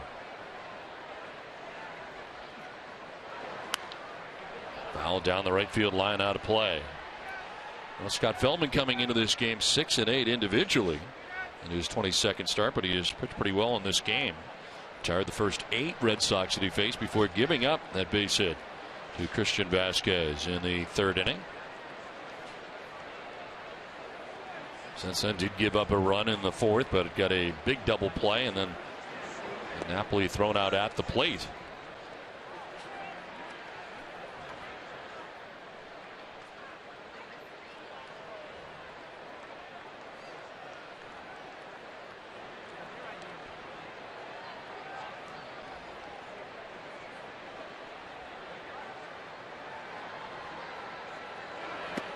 On the outside corner.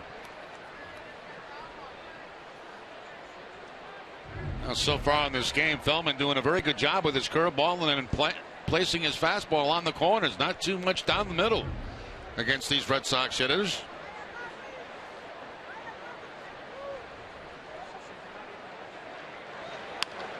Chopped left side. Marwin Gonzalez throws out Vasquez, and that ends the 5th inning. We head to the 6th. It's 4-1 Houston.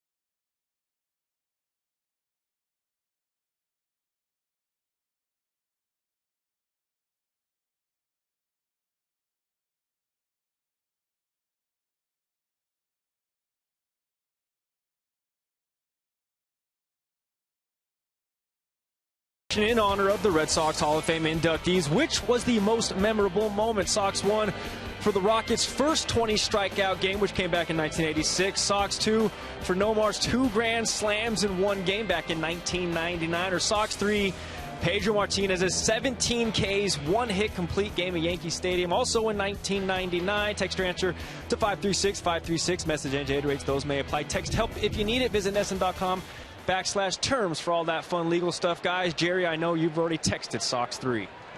Yes, I did, and it's tough to pass up a couple of 20 strikeout games. This is into right field for Jason Castro on a leadoff single. Navigat over there quickly. So Castro to a single. Leadoff hit here to begin things in the 6th inning. I mean, how do you pass up, 2 20 strikeout games? But I have to, and as much as I enjoyed those, that game in New York to me was, I play behind Nolan Ryan no-hitters. I've been no-hit. I've broadcast no-hits, no-hitters. That was the best game I've ever seen pitched. And I love the story behind it. Yeah.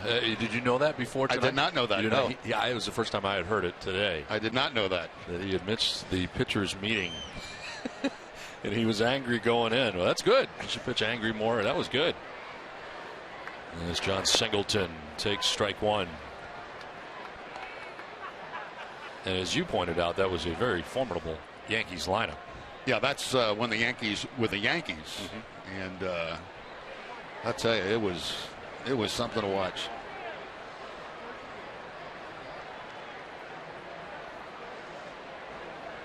John Singleton has reached on an error, walked, and scored a run.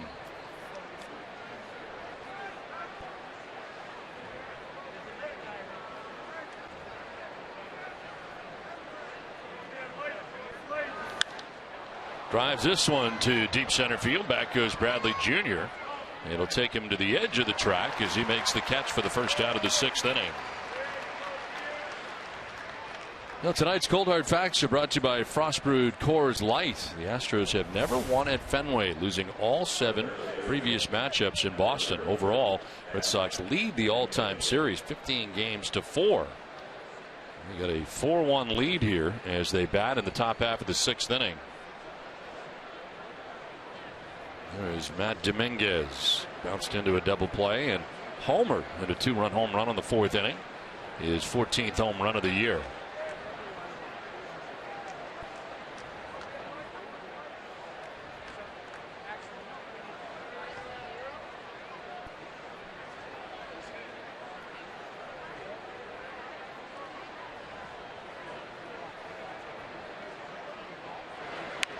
On the ground, lots of spin on it. Pedroia to his left, goes to second, get the lead runner to first for 2. I don't think they had a chance with how far Pedroia had to go, but they do. 4-6 to 3 ends the top of the 6th inning.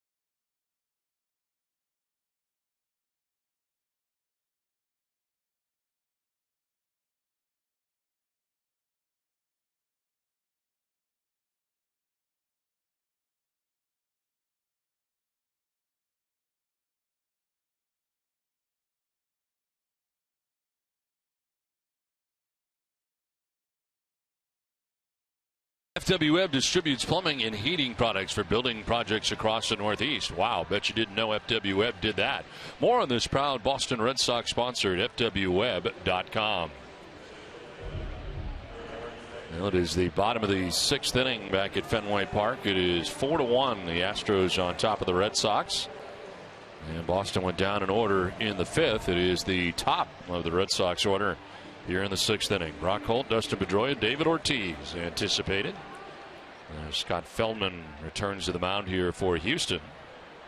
Why not? He's only thrown 67 pitches in his outing and has pitched very well. Brock Holt will take it down and in for ball 1. Matt Dominguez, third baseman for the Astros, in on the grass at third.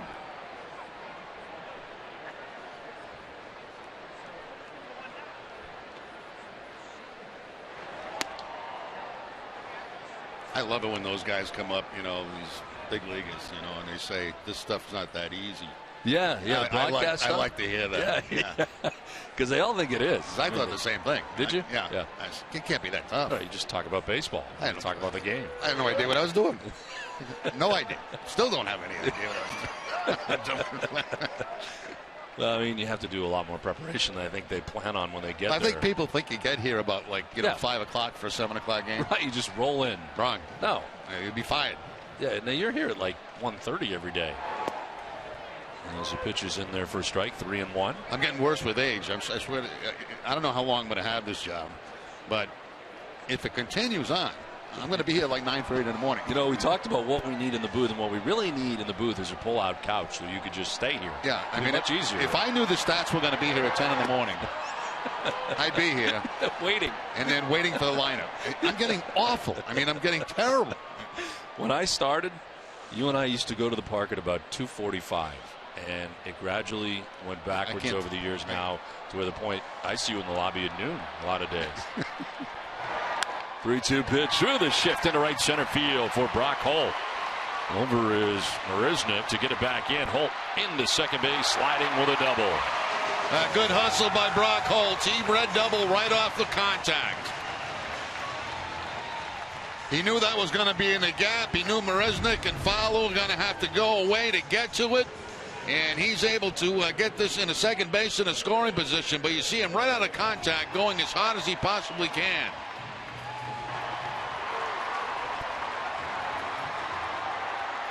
And the slide for the two-base hit to lead off the 6th inning. Well, Red Sox with their 5th hit of the game as Dustin Pedroia stands in. He's got one of the hits, single to right back in the 4th inning.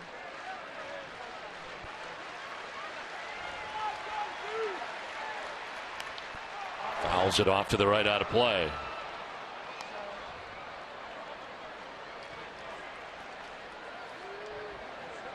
And for Pedro, he was doing the studio show for TBS in the postseason last year, and you got to know about all the different teams, not just one. Yeah, you got to know what's going on. That's tough when you got to know about everybody, you know. Everybody, and talk about them and preview them heading into the different games. But Pedro has certainly stayed very close to what's going on in Major League Baseball.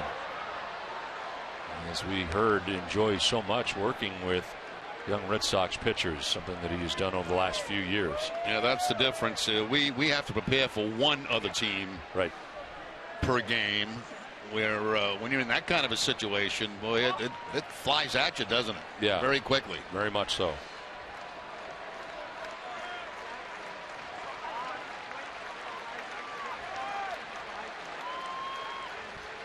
A 2 pitch to Pedroia, and first Feldman bluffs off the backside of the hill.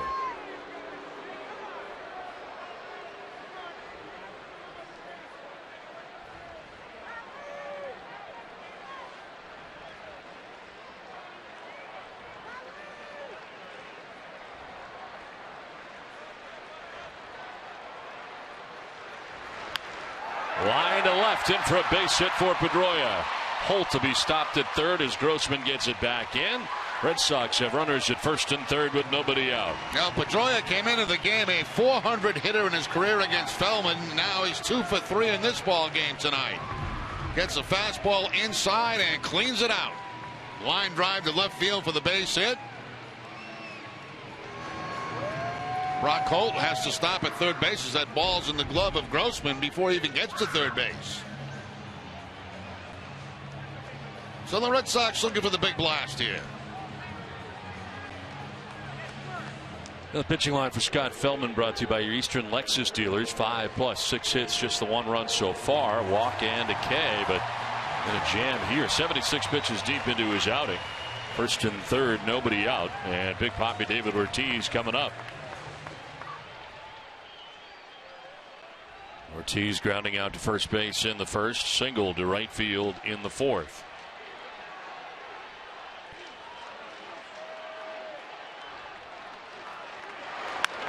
Line into right field, a base hit. From third comes Brock Holt with his second Boston run as Big Papi drives it in.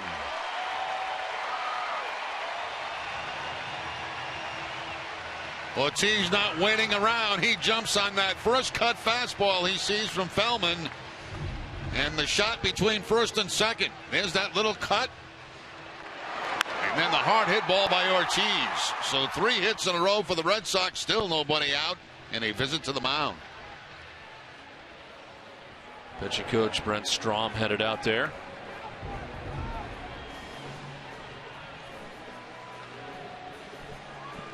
First time that Feldman has been visited out on the mound. Have been pitching very well through the first 5, but 3 straight hits here in the 6th and a run. Alltown, New England's premier convenience retailer, is committed to supporting the communities they serve. For every home run the Red Sox hit the rest of the season, Alltown will donate $500 to Boston Children's Hospital. Visit www.alltown.com for an Alltown location near you. First and second, a run in already for the Red Sox, and Yoenis Cespedes, the batter. Lined out to center field in the second inning. Bounced into a 6-4-3 double play in the 4th inning.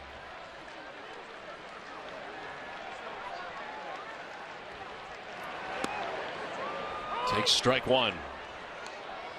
So Yoenis get his first 2 home runs in a Red Sox uniform as part of this last road trip.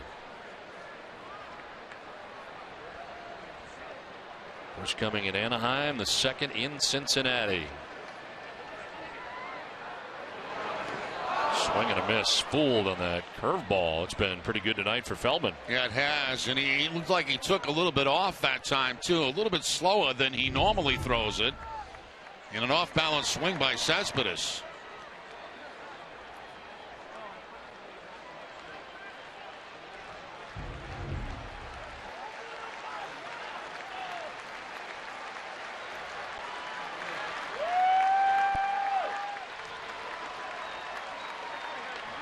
The 0-2 pitch. Cespedes on the ground to first. Singleton will go to second for 1. Pitcher late getting over, and they're not going to have a play on Cespedes. So they do get the middleman and David Ortiz at second base, but that's it. As Pedroia takes third and Cespedes reaches it first. Yeah, late reaction by Feldman, the pitcher, to get over and cover first, because that could have been a double play ball. Singleton gets the ball. There's plenty of room between him and first. He can't get back. He's hoping the pitcher can get there, but the pitcher never did get there. So Altuve just checks that runner at third base. You don't want to, you hate to make a throw as a second baseman to a pitcher on the run going to first base. Very difficult play. First and third with 1 out, and Mike Napoli, the batter. He has grounded out to short and walked.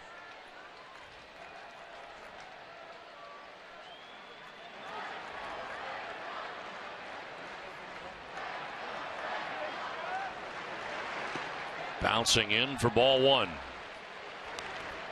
Not a complete shift, but certainly playing Napoli to pull in the infield. Altuve right around the bag at second. And that whole right side virtually open with Singleton holding Cespedes on at first base.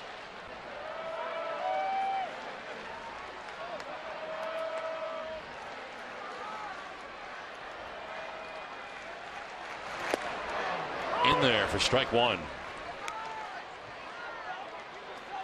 Challenging Napoli with a cut fastball on the inside part of the plate. Napoli thinking it's inside. The little cut brings it to the corner.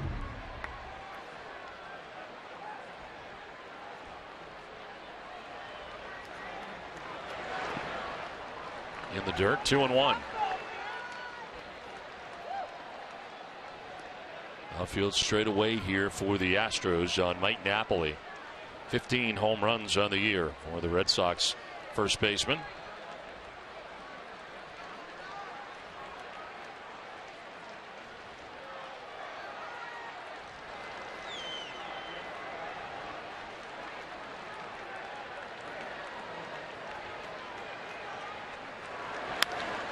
Through the left side into left field, a base hit. Pedroia scores from third. Red Sox get their third run of the night. Mike Napoli drives it in with a base hit. It's amazing how different this lineup looks with the addition of one guy, really. And now you have a combination of Ortiz, Cespedes, and Napoli. All guys that can hit the ball out of the ballpark and drive in runs. And Napoli this time with the high ground ball past Dominguez at third base. Red Sox trail it by just one. You wonder about it, Jerry, if they had had this lineup with the pitching that they started with, what it would look like. And it's amazing how, one guy like that just lengthens the lineup out. And we saw the difference on the road trip. 2 on and 2 runs in as Daniel Nava was grounded out to second base and doubled in the game off the wall back in the 4th inning.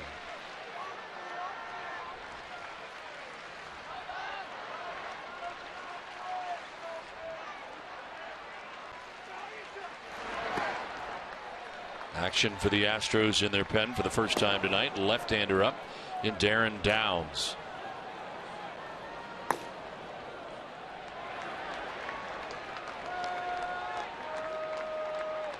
Four hits in the inning, 2 runs allowed so far for Feldman. Still only 1 out.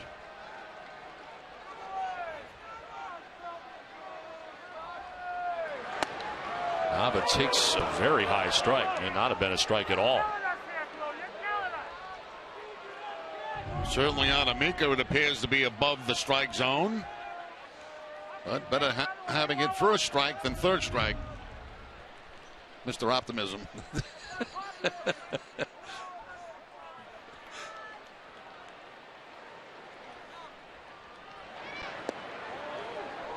Breaking ball missing for ball 2.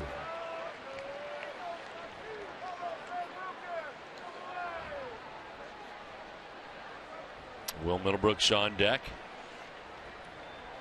Hit the ball hard last time, but lined out to the center fielder.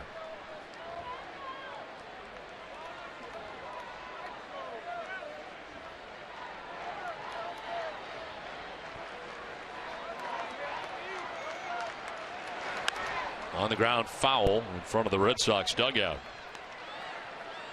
If you ever wanted to watch the Red Sox from on top the Green Monster, log on to NESN.com/Nexium 24-hour. Register for the Nexium 24-hour Green Monster ticket giveaway.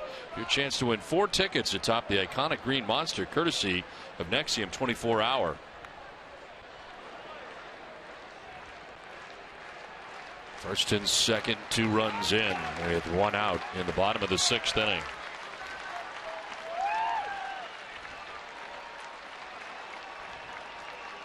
Feldman has really slowed it up. Nava's asked for time and backs out, and now Castro, the catcher, going out there to talk to him as they go back and forth.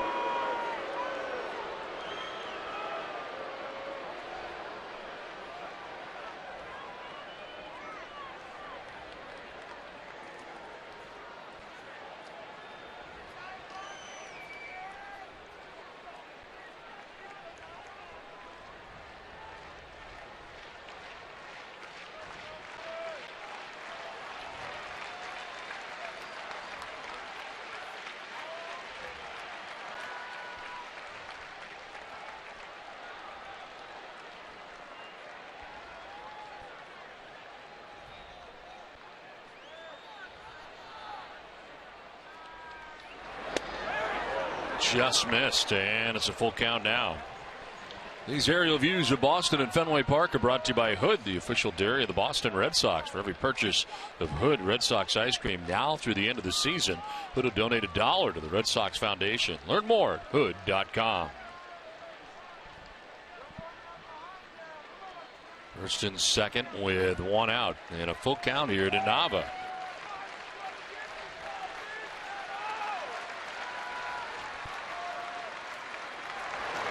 Nava takes ball 4, and the bases are loaded. Well, this inning has changed the outing for Scott Feldman.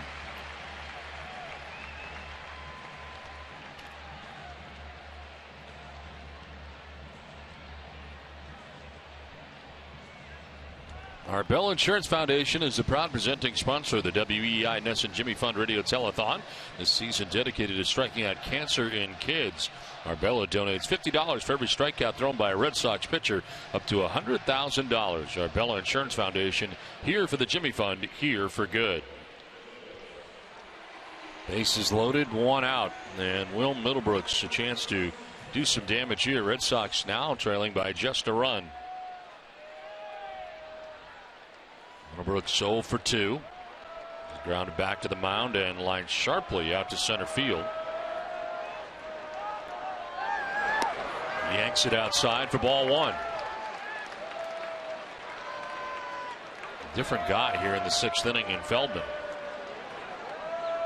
It all started with a Brock Holt hustle double.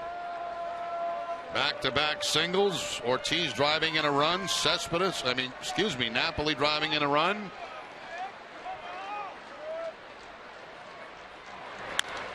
Line into center field, a base hit for Middlebrooks. From third comes Cespedes. Napoli was headed back to second base, so he only gets to third. But Middlebrooks with a base hit has tied this game 4-aside.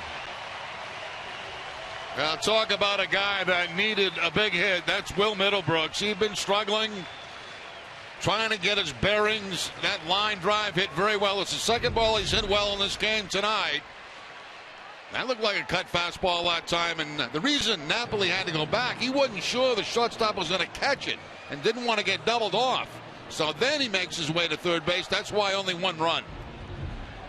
Bo Porter out of the dugout to make the change. It's a tie game now.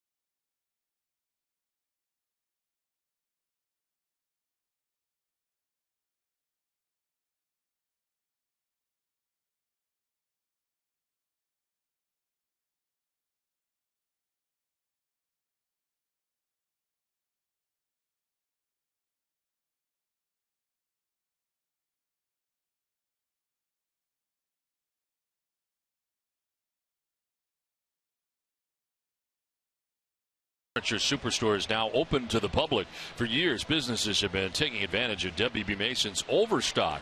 Now you can too. For a sneak peek at inventory, visit whatabargain.com. Now the Red Sox have come back to tie it up. Scott Feldman had been pitching very well until this 6th inning, but he is chased from the game. This call to the bullpen is brought to you by your local New England Ford dealers. Darren Downs into the game. A left-hander has been warming. His 40th appearance of the year, 2-1 with a 4.06 earned run average, 23 strikeouts, 12 walks, and opponents hitting at 228 against the left-hander. Comes in at a tough spot, 1 out, bases loaded. Jackie Bradley Jr. the batter. And he'll take strike one. Bradley with a look back, didn't think so.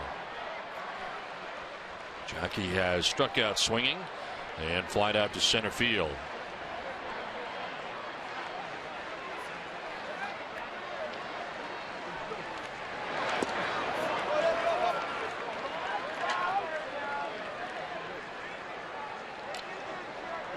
Three for 10 this year. The bases loaded for Bradley Jr.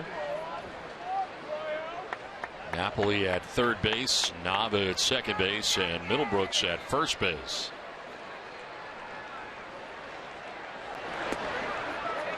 Two and one.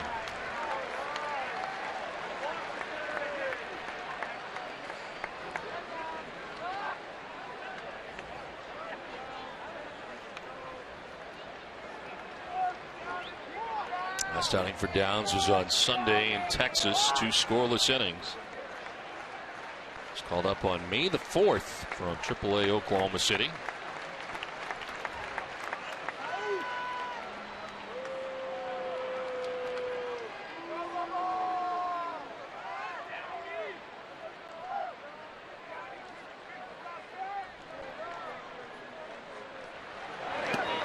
Outside. Downs falling behind 3-1. No place to put Jackie Bradley Jr. Here's where Jackie really has to cut down on his zone. You know, look for something middle in, bases loaded. He's got to come probably with a fastball here. If he doesn't, you take it.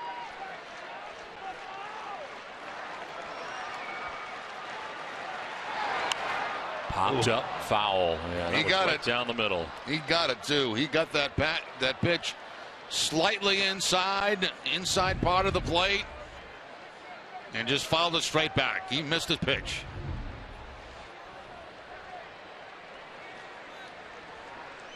Christian Vasquez waiting on deck with 1 out in the inning.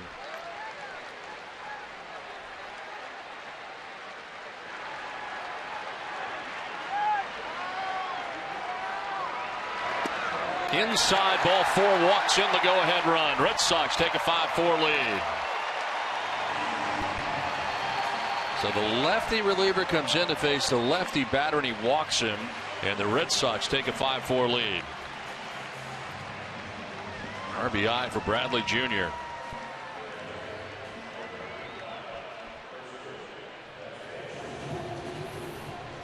What do you got, Jerry? Folnowich? He's up in the pen. That's just a guess. And I was looking at that name prior to the game on the notes. Yes.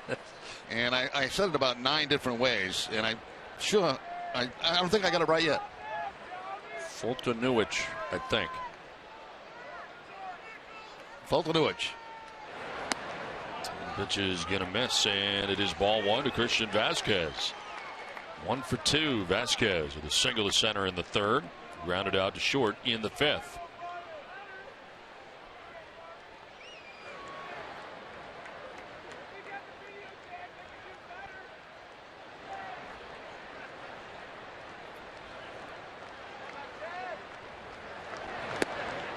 Strike on the outside corner.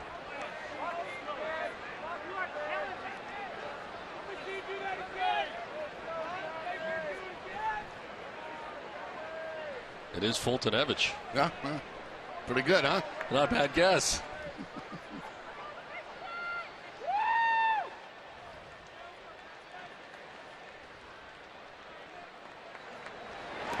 In the dirt, secured by Castro, but it's ball 2. Did it go? 2-1. Didn't go. Not even close. No. Now we're starting to talk like each other. Same thing. Goodness. It's really getting bad.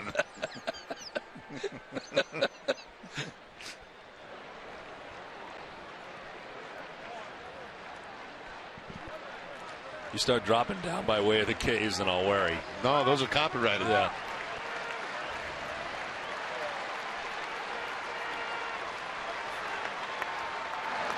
Vasquez to right.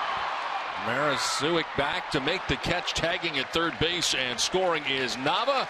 And the Red Sox take a 2-run lead on top 6-4. All right, good night going offensively for Vasquez. A single back in the third inning. Now the sacrifice fly with the man at third base. Puts pretty good charge in this ball to the opposite field. Gets a fastball down and away. That's nice coverage of the plate right there by Vasquez. And certainly deep enough to get the run home.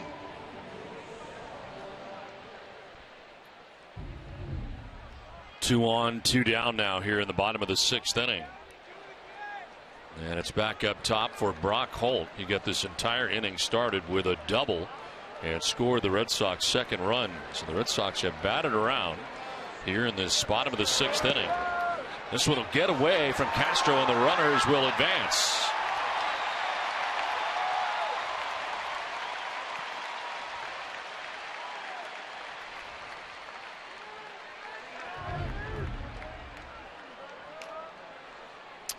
That should probably go as a pass ball, I would think. Tried to backhand that ball instead of palm up. And the ball gets by him. It is indeed a pass ball, second and third.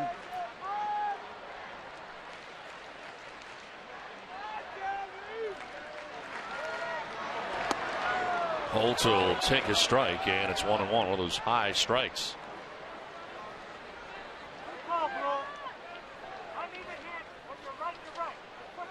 Middlebrooks at third, Bradley Jr. at second base. Red Sox have action in their pen as Alex Wilson has been warming in the pen. Alan Webster has thrown 85 pitches through the first 6 innings.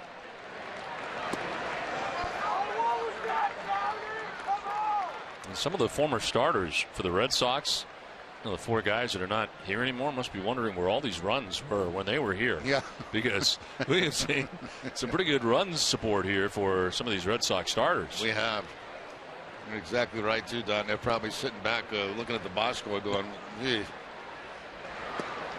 Jake Peavy in particular, probably. It's 3-1.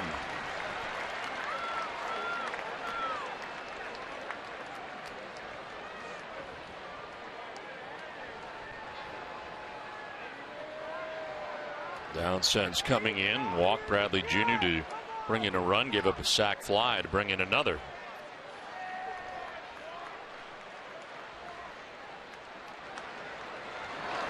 Look out. Holt almost gets hit, and that is ball 4 down to first base. Second walk Downs is allowed. Sens coming in.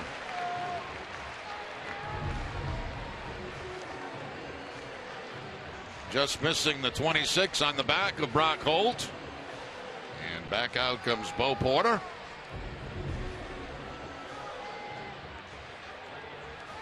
So Darren Downs was not the answer for Bo Porter.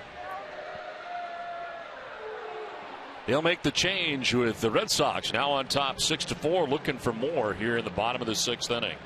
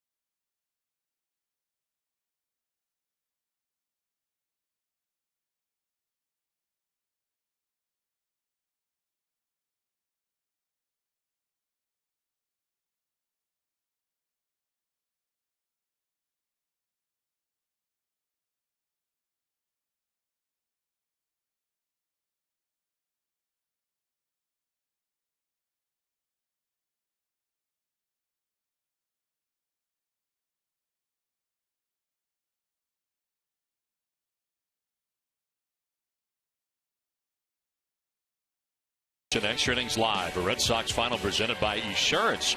Send your questions to Adam Peller to hashtag Sox Final. Maybe yours will be answered on Red Sox Final presented by Esurance. 6-4. The Red Sox now have the lead. Mike Fortinevich into the game here for the Astros. His 5th appearance of the year. 9.64 earned run average. 5 strikeouts and a walk. Opponent sitting at 381 against the right-hander. Pedroia batting with the bases loaded and taking strike 1 at 98.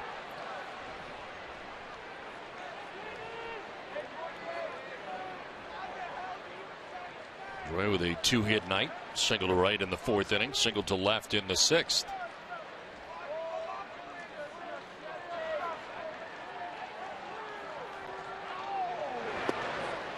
Strike 2.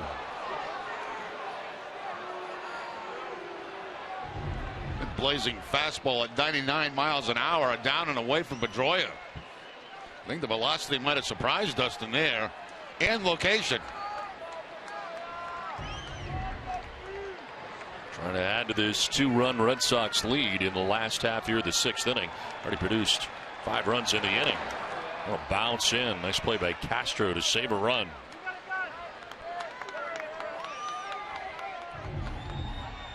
Jason Castro doing the job, expecting the breaking ball in the dirt. Down on his knees, blocking it, saving a run.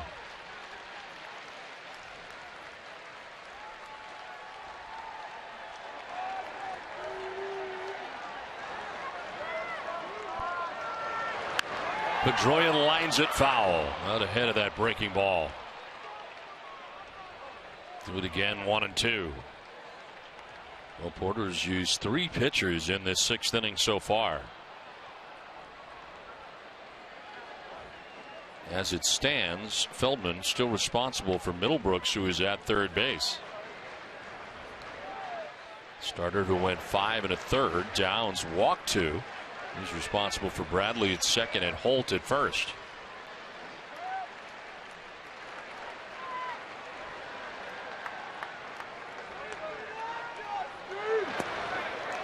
Two and 2.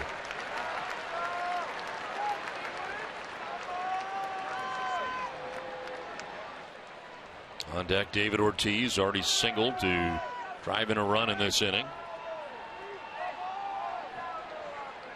Pedroia, the 11th batter of the inning for Boston. They've scored 5 runs in the inning. That's the 3 pitchers for the Astros. 45 total pitches in this inning. Full count. Everybody will be on the move.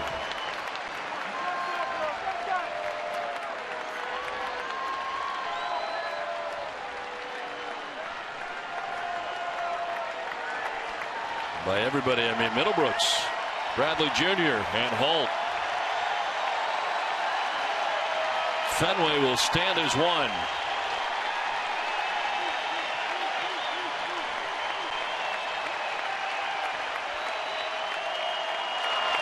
Pedroia fouls it off. A 97-mile-an-hour fastball he gets a piece of.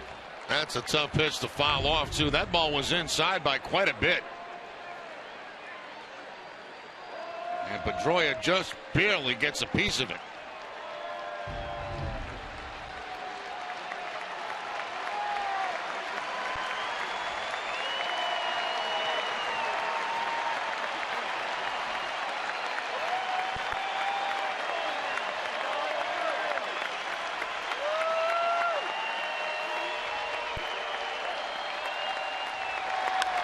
Line down the right field line. It is a fair ball off the chalk. Middlebrooks comes in. Bradley Jr. comes in. Holt comes in from first. And the Red Sox, as they're going to send Holt back, gets up into the seats down that right field line. And Bo Porter challenging that here as it is now 2nd and 3rd. And the Red Sox get 2 runs out of it. There is the chalk get kicked up. Red Sox get 2 runs and take an 8-4 lead. Boy, how close this came to being a foul ball down that line. But what an at bat by Pedroia. He first fouls off a pitch that's about 6 inches inside and then takes one away to the opposite field for the ground rule double. Ooh, that's close. That you could see chalk come up. So Middlebrooks with the 7th run, Bradley Jr. with the 8th run, and it is now 2nd and 3rd. I mean, that just barely got some of that white chalk. And you'll see it kick up. Right there.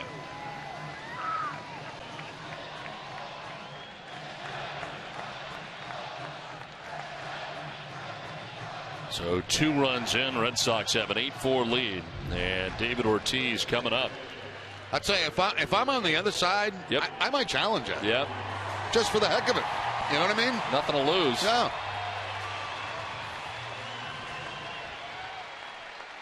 Seven runs in the inning for the Red Sox, most they've had in any inning on the year.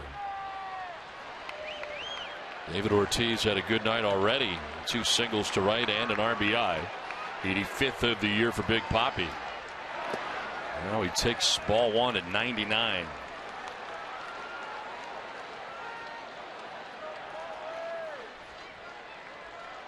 Seven of the runs are charged to Scott Feldman in his 5 1/3 innings.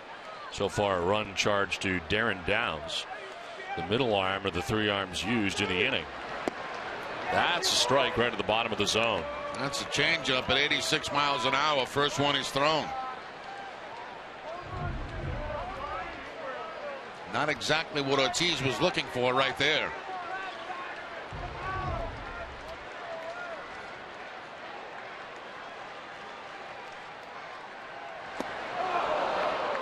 One and two. Another changeup. He doubled up on the changeup.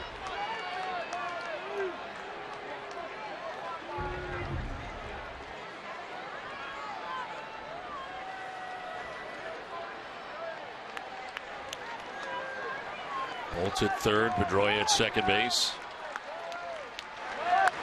Ortiz fouls it off.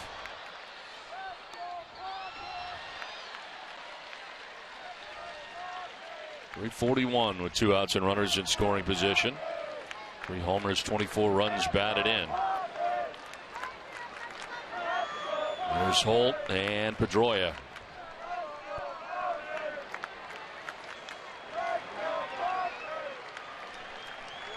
He's got something in his eye as he backs out.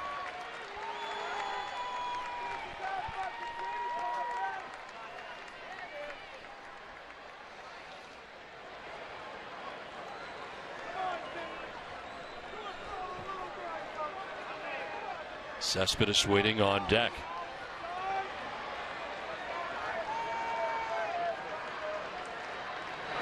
Ortiz on a check swing grounder from short. Gonzalez with the shift on. Throws out Ortiz to end the inning. But oh, what an inning it was for the Red Sox. 7 runs in, an 8-4 Boston lead.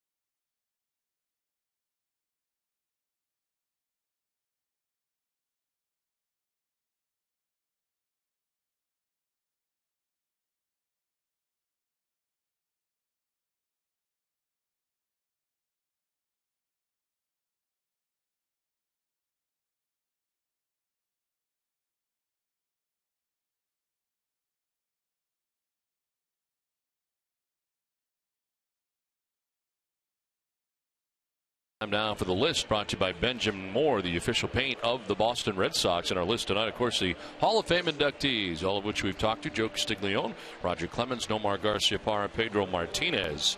Well, earlier we talked to Roger Clemens about the intimidation factor for a pitcher. Intimidation is winning. I think you have to win to be intimidating. People talk about being intimidating. People talk. I don't know how many guys, over the 24 years that I played, that I end up coming inside and hitting, and that excludes games where you had to clean up or protect your own players, as a pitcher. But yeah, I've always told the young guys that's a 17-inch plate. I try and make it a 24-inch plate after I get strike one. And you're exactly right. My job on the mound, I want that hitter to feel very uncomfortable. And I think you can do that by having really good mechanics. And Pedro and I talked about it a few years back during the little 100-year ceremony, and we visited about it today, and I got to hear his comments during the Hall of Fame deal. Yeah, his comments today were very interesting, Jerry, in that he was talking about following your mechanics. Did you know that he had done that? A little bit, just from what I heard, but I didn't know to that extent that he talked about it. But that's where you get your longevity. And Pedro is a power pitcher. He's not a power thrower, and that's a big difference. Well, it was great to have Roger with us tonight, as well as Pedro Martinez, Nomar Garciaparra, and Joe Castiglione, all going into the Red Sox Hall of Fame today. Jake Marisnick is the batter. 2-1 pitch is a swing and a miss. New Red Sox pitcher is Alex Wilson, coming into the game. His fourth appearance, 3.38 earned run average, 3 strikeouts to a walk, and opponents hitting at .286 against him. Pitcher of record right now for the Red Sox, Alan Webster, went the first 6 innings, and he gave up 5 hits and 4 runs. It's always fun coming to work, obviously, when we have the job that we have, but I especially enjoyed tonight. This has been a lot of fun getting to talk to those 4 guys and having the Red Sox up in the score right now. It's been a fun night. Payoff pitch lined into center field, and a base hit for Marisnick. It's time for a Toyota game break, and Adam Pellerin. Adam.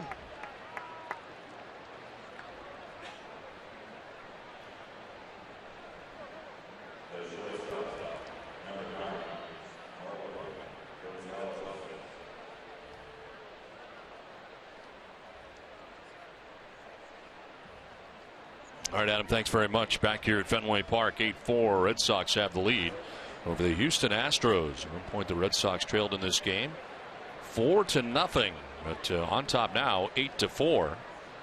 Marisnick at first base, a leadoff single. Here's Marwin Gonzalez.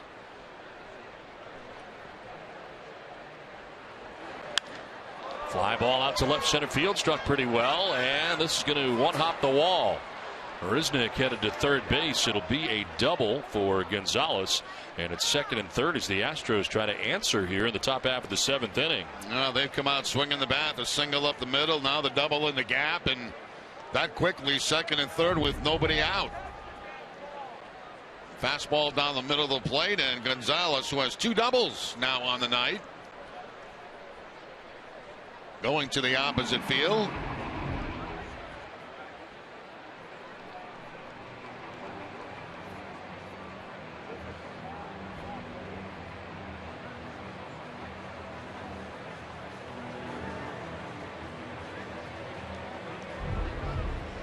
Pitching line tonight for Alan Webster, brought to you by Ace Ticket, ends up going 6 innings, 5 hits, 4 runs. 3 of them are earned runs in the game tonight. He walked 3 and struck out 2. Ended up throwing 85 pitches, 56 for strikes for the night. That he walks more than he strikes out, but he leaves with a chance to get a win with the 7-run offensive explosion for the Red Sox in the bottom of the 6th inning. The Astros quickly here have runners at second and third, nobody out. And Robbie Grossman, the batter for Houston. Let's take strike 1. Grossman from the top spot of the Astros order has lined out to left, single to center, and struck out swinging.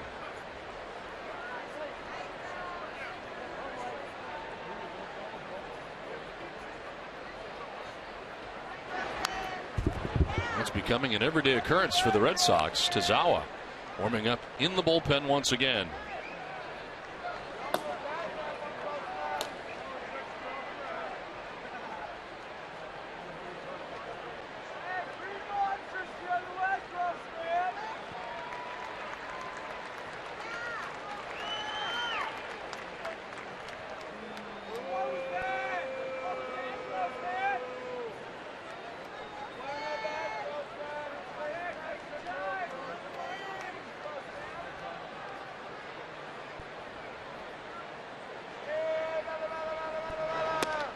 Outside, ball one, 1-2.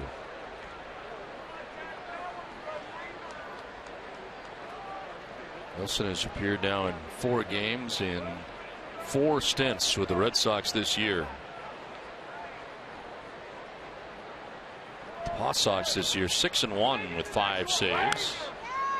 5 saves coming in 9 save opportunities. A 4.35 earned run average with Pawtucket. 248 opponent batting average.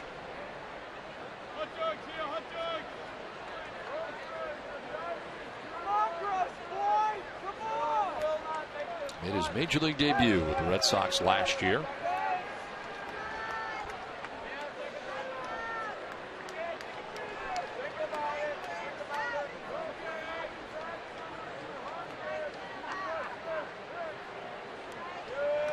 One-two to Grossman. On the outside corner for strike 3. Wilson needed that first out of the 7th inning. You can see why Grossman's unhappy with that. Very borderline pitch on the outside part of the plate. Problem with that is with 2 strikes, you never like to leave it in the hands of the umpire. And in a pitch like that, all you can do is shake your head.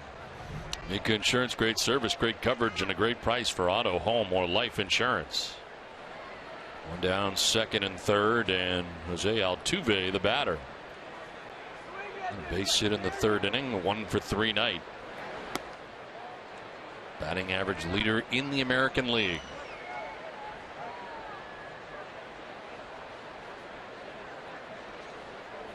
Batting with Marisnik at 3rd base, Gonzalez at 2nd. 1 out in the Astros 7th inning.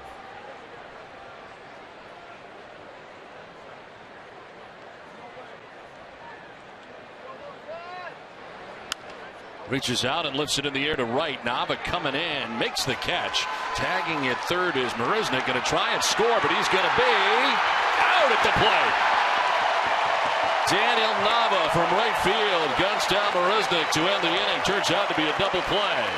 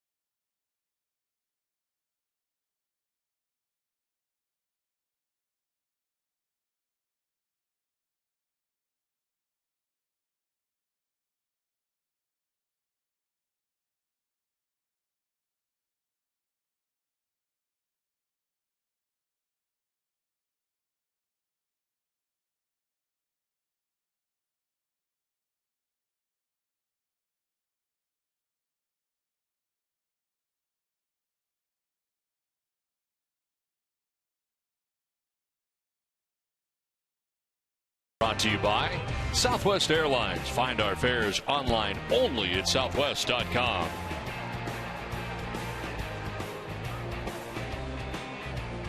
Eight to 4, the Red Sox on top of the Astros as Boston comes to bat here in the bottom of the 7th inning. Fortinevich back on the mound here for the Astros. With the final 2 outs of the 6th inning.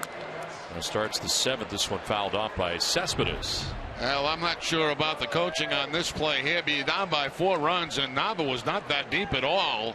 Nava picks up his 6th assist of the season, and really not even close at home plate. You could see Vasquez go out that first base line and have time to come back to make the tag.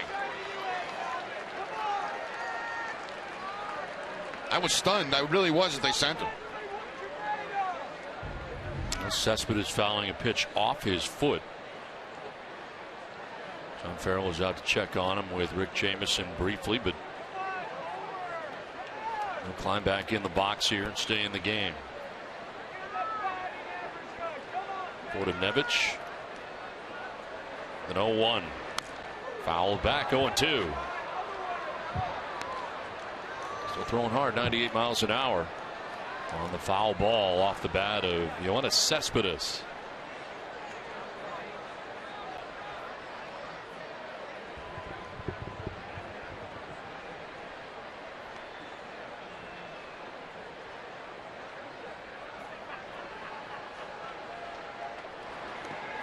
Thought about it, did not chase on a pitch in the dirt.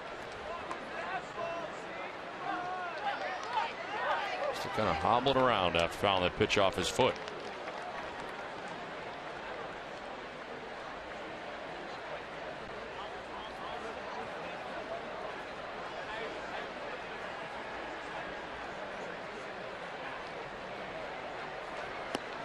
Down and in, straightens him up.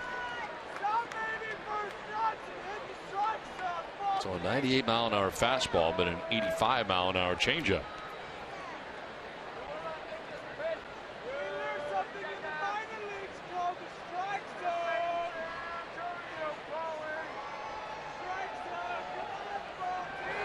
Cespedes fouls it off, stays alive.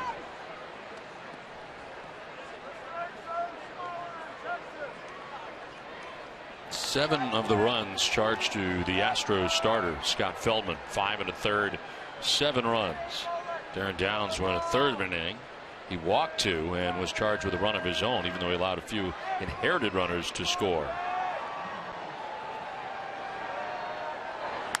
On the ground up the middle, ranging is Gonzalez. He'll throw out Cespedes for the first out of the inning. Send it down to Gary. Dio, you were talking to Pedro Martinez earlier in the booth about how he had a little bit of a role in actually getting David Ortiz to come play here in Boston. You got to rewind the clock to the winter of 2002 to the Dominican Republic we go. David Ortiz decided he wanted to go to a spot to get some dinner, a spot he's never been before. He went there. He saw Pedro Martinez. They started chatting. Pedro asked him what he was doing. He said, "I'm not with the Twins anymore. I'm just out here playing winter ball." Pedro thought to himself, I got to make a call. So what he did is he called Travel Secretary Jack McCormick that night at dinner and said, "Hey, Jack, you need to get Theo Epstein, who was the GM at the time, on the line. Tell him I got a first baseman, David Ortiz. Let him know about him." Jack said, okay. He called Theo that night as soon as Pedro and him got off the phone and said, "Hey, Pedro just called me and wanted me to let you know about this guy, David Ortiz, played with the Twins." Theo said, "Oh, yeah, he's been on my radar." Matter of fact, later that night, Theo's people called David's people, and the rest is history, guys. So a chance encounter at dinner in the Dominican Republic, and the rest is history. David had said today that he had not been back to that place, which is kind of ironic after all these years and all the return trips to the Dominican. Maybe he didn't like the food. Apparently not. But, you know, when you think about it, when Ortiz first came here, he was just a platoon guy. Had trouble getting playing time. Yeah. Shea Hillenbrand was moved, as you might remember, at that point, and that really gave him a chance to play on a regular basis. There is strike 3. Napoli. It's out number 2 here of the 7th inning. Kind of frozen on that 99 mile an hour fastball. First strikeout for Fortinevich. Yeah, pretty nasty pitch down and away right there, and again, almost unhittable at that velocity.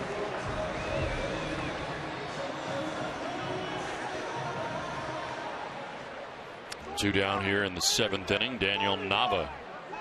He's been on twice after grounding out to second base in the 2nd. Double to left in the 4th inning. Walked and scored in the 6th. Now jolts it to left. Grossman going back. Going to be over his head and off the bottom of the wall. Karen played by Fowler, the center fielder. Throw's going to be close, and he is safe at second base. Second double of the night for Daniel Nava. Yeah, Nava's having a very good night. 2 hits, 2 for 3, a walk, and also that assist at home plate to end last inning. Nice inside-out stroke there by Nava that's going to find its way over the head of Grossman. It's going to be foul of the center fielder that throws it in. It is a close play, but Nava in safely at second base.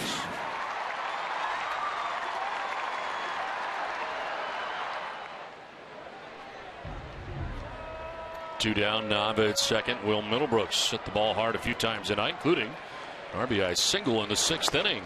As he'll take a pitch for ball 1.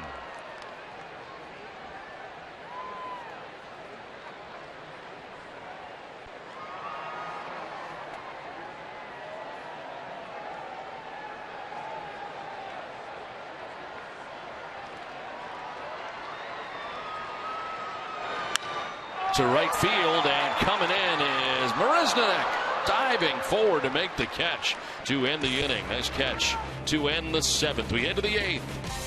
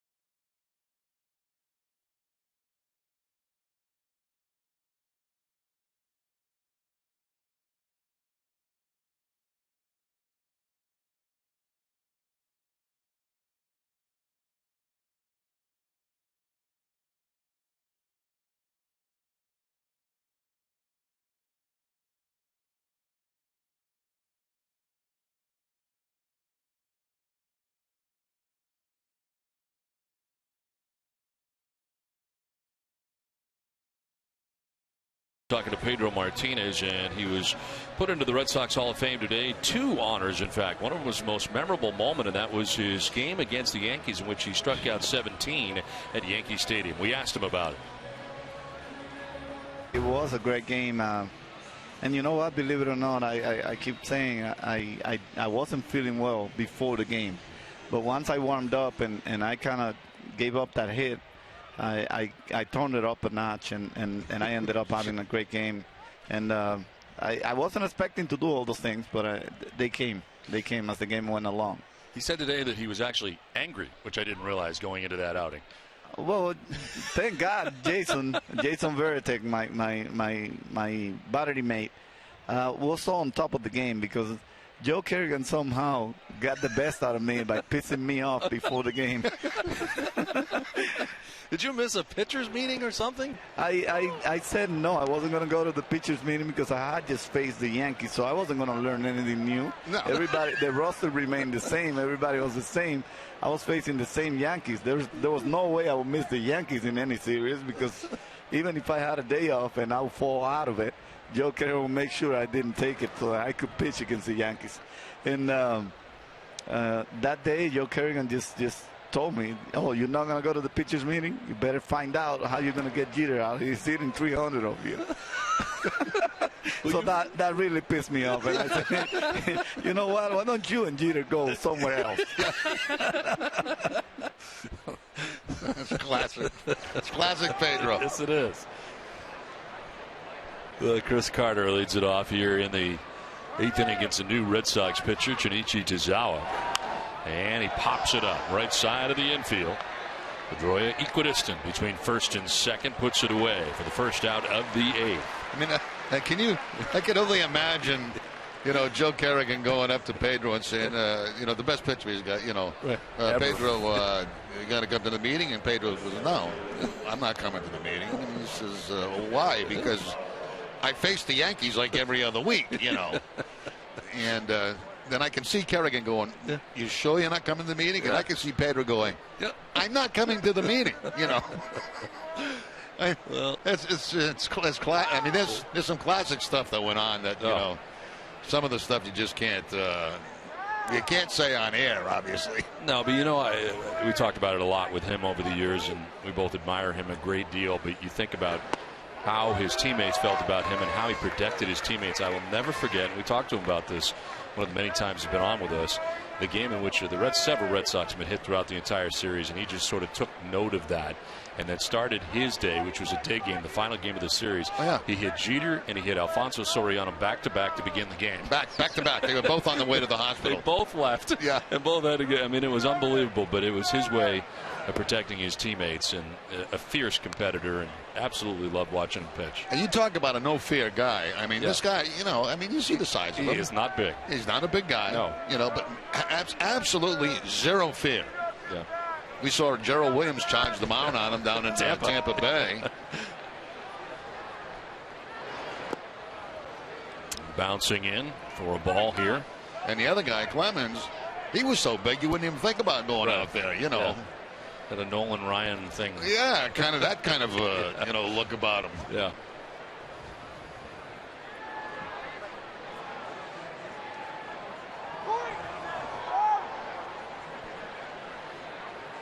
Dexter Fowler has walked, struck out, grounded back to the mound.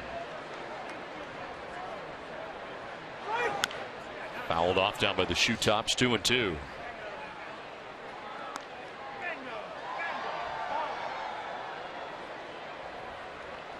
He runs 11 hits, an error for the Red Sox. 4 runs, 7 hits, no errors for the Astros. Houston had a 4-0 lead in this game, but the Red Sox with a run in the 4th. 7 runs in the bottom of the 6th inning. Have an 8-4 lead now. The Astros batting with 1 down here in the 8th.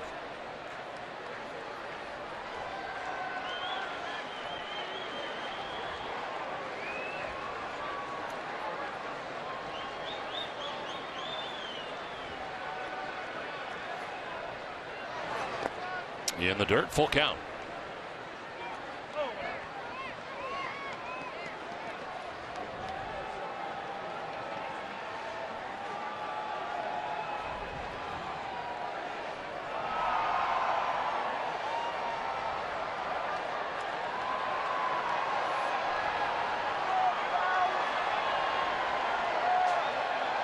Payoff pitch to Dexter Fowler.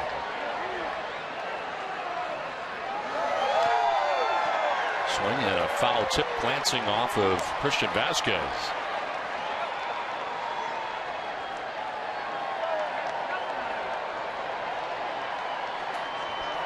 So we've seen Alan Webster with the first 6 innings giving up the 4 runs. The Astros have Alex Wilson working the 7th, and now Junichi Tazawa into the game. His 14th hold yesterday against Cincinnati. Struck out 2 of the 3 batters that he faced in the 8th inning yesterday, and now has appeared in 8 of the last 12 Red Sox games. And there is ball 4, a 1-out walk for Dexter Fowler. It's time for an NST update with Leah and Sarah.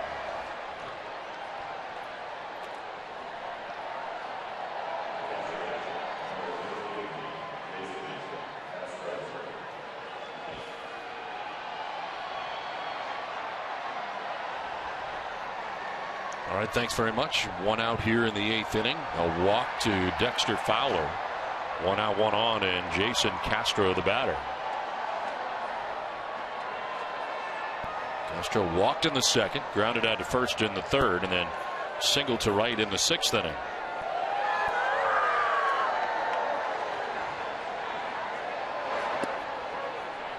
Strike one. Castro didn't think so.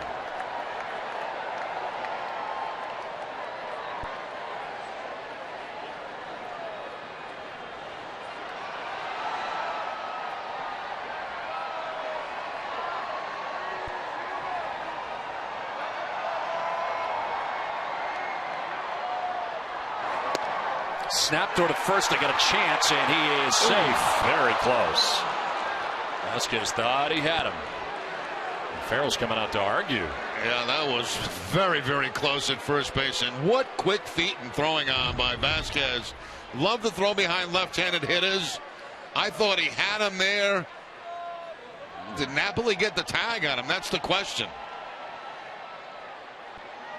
No, he missed him. I think he missed the tag the first time. He went back and get him the second time. But the hand got in, I believe. There's the miss. There's the hand on the bag, and there's the second tag.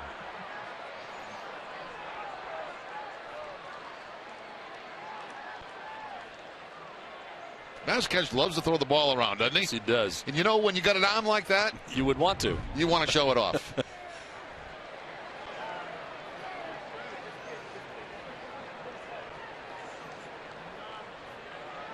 So no challenge there by John Farrell. 1-1 pitch. So I wasn't imagining seeing Shinichi Tozawa a lot lately. 8 of the last 12 Red Sox games he has been in. It's been a lot of work for him. A lot of work.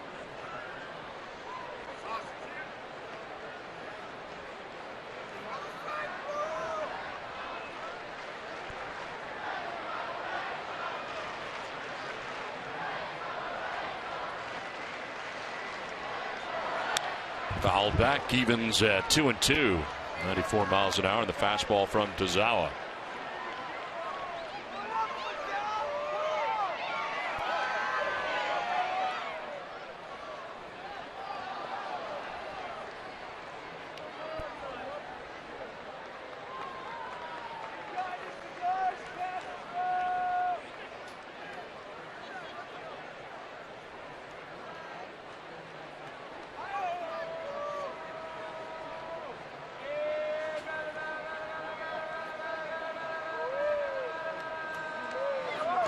In the dirt, full count. Castro not chasing the splitter. Tozawa got Chris Carter to pop out to second base. Fowler walked, 1 out, 1 on, as the Astros bat in the top of the 8th inning.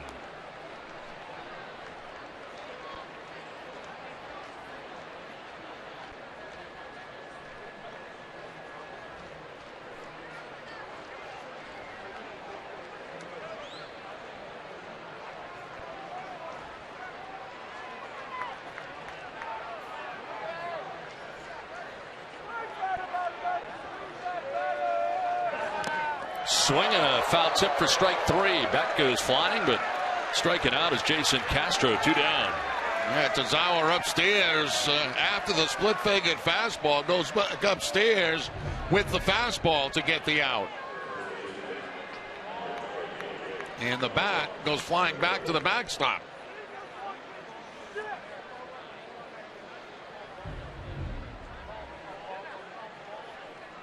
So 2 down, Fowler at first base, and John Singleton the batter. Reached on an error in the second inning, a walk in the fourth, scored a run, and flied out to center field in the 6th inning.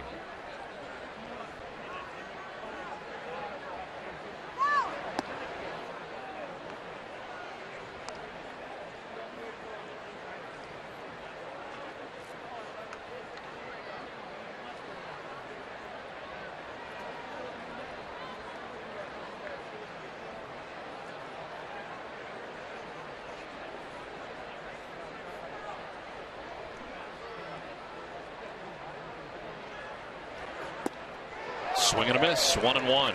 Good velocity, 93 on that fastball from Tozawa. He's been around 93, 94 with his fastball.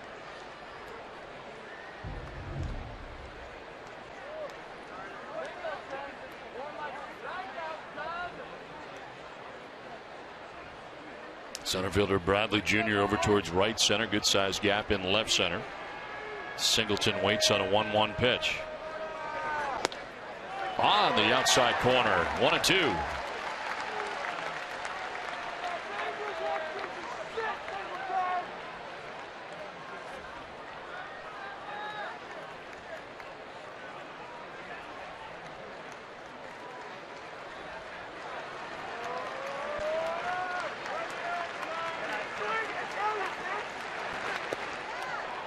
Too far outside that time. 2-2. That's something you don't see very often. Tazawa turning over a fastball, a two-seam fastball.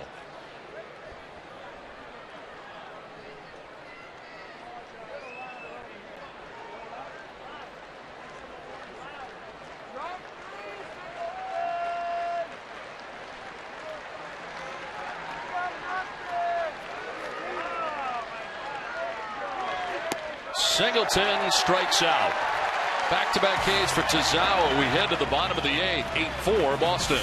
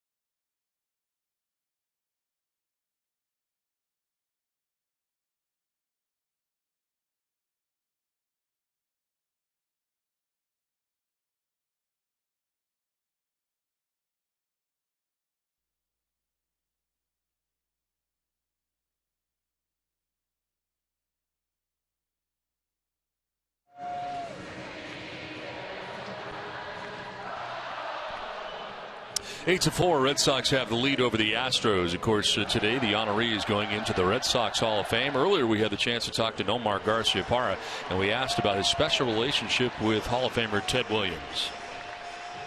You know, anybody who talks to him or knew him from a baseball standpoint, he'd always just grill you with questions about hitting, wanted to see how much you know. And we got past that stage, and it was more just from a personal standpoint, personal life. You know, we grew up in Southern California. I know a lot of people don't, you know, he was Mexican as well. We're both from being a Mexican background, so we would talk about that as well. We talk about life in Boston. So we talked a lot about just different things. I mean, one of the things I just missed was before every spring training, I would go to his house in Florida, and I would go visit with him. We'd eat breakfast. We'd go and we just talk. And I remember that moment as well, the All-Star. I mean, let me tell you, that moment there when Pedro talking about it as well, what it meant to Pedro and everybody coming around. To tell you the uniqueness of our relationship, everybody's like, what did he say to you right there? He's like, I'm sorry I missed your party yesterday. I mean, when all that's going on, I mean, that just tells you, where we were. He's like, oh, I'm sorry I missed your party last night, you know? And I'm like, Dad, I'm just chuckling to myself there. I'm like, Dad, no, it's okay. It was just funny, but that was the kind of and I'm thrilled to have had and blessed to have had that type of relationship with him. Your relationship with Ted Williams is a little bit different as far as, I mean, you talked about hitting a lot, as you mentioned, but apparently you didn't have the right answers for him that Nomar had. No, and it was totally different with me because I was not his style of hitter at all. Right. You know, and so we didn't have that kind of relationship where, you know, you got past the hitting. I could never get past the hitting with him. You know, he thought I should hit one style. I thought I should hit a different style. And he did like my style, you know, but I mean, I couldn't be Ted Williams. It just wasn't me, you know. And so we, you know, he was tough. I mean, he was really, really tough. I remember one situation here, we were in Fenway Park, and every time he came around, the media would always be around him, you know, because in his day, obviously, he didn't get along with the media. This is into center field for Vasquez, and heading to third is Bradley Jr. Red Sox at the corners with nobody out here in the eighth. So we're coming out to take batting practice, and he's on the field, and myself and Rick Burleson come out together. Now we're the number 1 and 2 hitters in the lineup, you know. So he yells and he goes, "Hey, you two guys." So I look at Rooster and I oh no, here we go. You know, what we better give the right answer. So he yells out. He goes, "What's the most important thing you got to do?" So I look at Rooster, he looks at me, and I says, "I'm going to take a shot at this." I said, "Get on base?" She said, "Damn right." You know, and I said, "Oh, God, thanks, I got it right," you know. Because, I mean, he'd flatten you right out, you know, and that's why there weren't many people that could get by that relationship of just talking hitting with him, you know, and get to really know Ted Williams. But he could be tough. He was around in spring training also. Yeah, he was. And my first introduction to Ted Williams, and this is the God's honest truth. I'm sitting. I got traded to the Red Sox, and my locker happened to be next to Kyle Yastrzemski on my first spring training. And it was down in Winter Haven, and in comes Ted, and the room lights up. So he goes by, he walks by all of us, and he stops in front of a big mirror, and he goes, "There he is, the greatest hitter of all time." And I looked at Yaz, you know, and Yaz just shook his head, you know. Pitch in the dirt as Castro makes a nice pick there to save a run. But he could also be very kind, you know, because my father once came down to spring training, and I asked him if he would be kind enough to come say hello to he was a hero to my father. I mean, my father loved the world. And he was kind enough to, you know, meet him and say hello and say some nice things. But I'll tell you, you didn't want to give him the wrong answer. This is lined into left field for a base hit for Brock Holt. From third comes Jackie Bradley Jr. with the 9th. Red Sox run Boston on top 9-4. Well, Brock Holt with an RBI single. Now Brock Holt having himself a nice night. He's already extended his hitting streak to 8 games with a double back in the 6th inning. Now the opposite field base hit to drive in a run. But Nomar's the first guy I've heard that has actually said they got by that relationship of just talking hitting with him. I'm sure there are many others, but he's the first guy I've heard say that. Well, certainly very upset, as you may recall, when he learned the news that Ted Williams had passed away. And Nomar Garciaparra was part of that celebration of his life here at Fenway Park they had for him here at Fenway.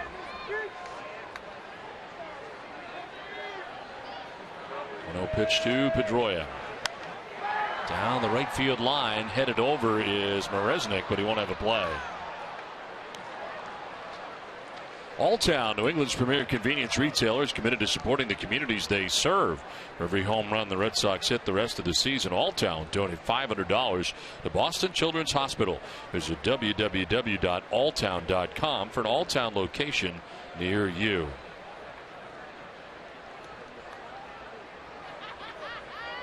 Ball and a strike to Dustin Pedroia. Nobody out. Runners at first and second. Vorodnevich has given up 3 straight hits here in the bottom of the 8th and a run. Pedroia hits a fly ball to left. Grossman has room and makes the catch for the first out of the 8th inning. I must tell you one more Ted Williams story, and I got him one time. I was at the end of my career, and I knew I was not going to be playing anymore. My knee was bad. It was my last spring training. and I was down on field 2, and Ted was right behind the batting cage. And a young player came up and he says, "Now watch this guy." He says, "You don't want to swing like this." So I heard that. So what I did is I tried to crank every ball out of the ballpark that I completely came out of my swing and went into these big uppercut swings. Launch mode. And I launched a couple. And I surprised myself that I launched a couple. And then I turned around, and I looked at Williams, and he's going, "Well," he says, that's more like the swing, that I'm talking about, But I got him, But maybe you had it all wrong all these years. Maybe you were a home run hitter. No, you just I was not it. a home run. I tried that my first 3 years. It didn't work, And but that was. I felt pretty good after that. It made me feel, like You got him. Because he told the guy. If he didn't say anything to the kid, watch this kid. This is not the way to hit. Yeah. And then he started hitting bombs. Yeah. And all of a sudden, I'm hitting balls over the fence. 40th pitch. And that is outside, 2-0. They have nobody warming in the bullpen right now. And this is, right now, Portanevich's game, it appears, for Bo Porter.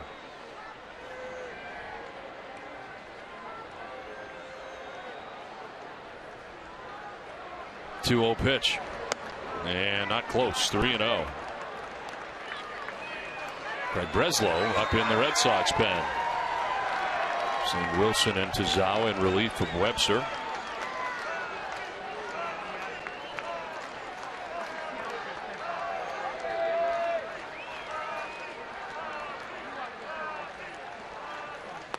And Ortiz taking all the way, takes a strike.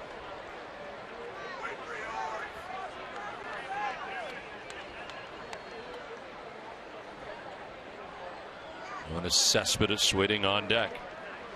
Red Sox here in the 8th already have a run.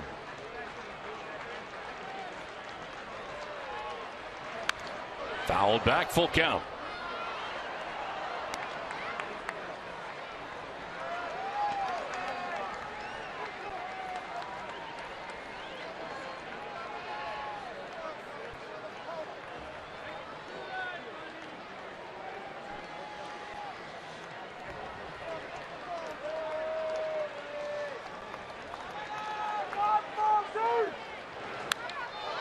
Popped up, foul ground as Castro and Singleton head over. Neither will have a play. I want to remind you to tune in tonight after our Red Sox coverage in NESN Sports Today, presented by People's United Bank. Leah and Sarah have all the sights and sounds from the Red Sox Hall of Fame ceremony and have 3 key storylines to watch for in the Pats-Eagles preseason game tomorrow. See what know-how can do.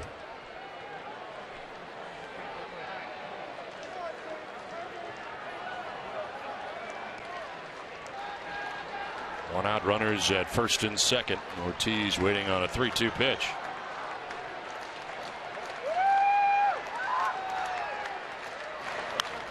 Popped up in the infield. Third baseman Matt Dominguez. Infield fly rule in effect.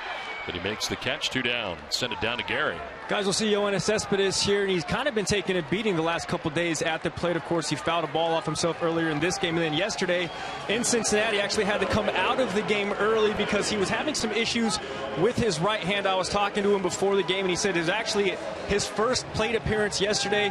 He kind of felt a stinger in his right hand, and it progressively got worse, so he took himself out as a precaution. Now, under his right batting glove, he's wearing a sort of pad that sits at the base of your thumb on the pad right there on the inner portion of your hand, just to give him some extra cushion. He doesn't plan on wearing it very many days, but he says it's going to be there until kind of that stinging feeling when he swings goes away. It's underneath the batting glove there. Have you had that before, Jerry? I think every hitter gets that now and then. Breaking ball. Not a fastball, but still ducking for cover. Yeah, it usually happens when you get jammed or you get one toward the end of the bat. You know, you get a stinger in the hand, and very uncomfortable because obviously the hands are so important to hitting. But trying to find a way to take some of the pain away.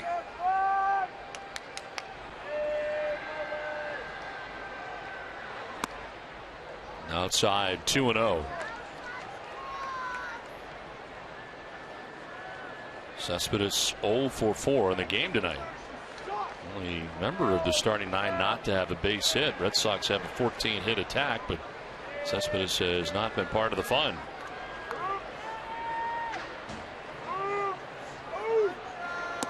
In tight, 3-0.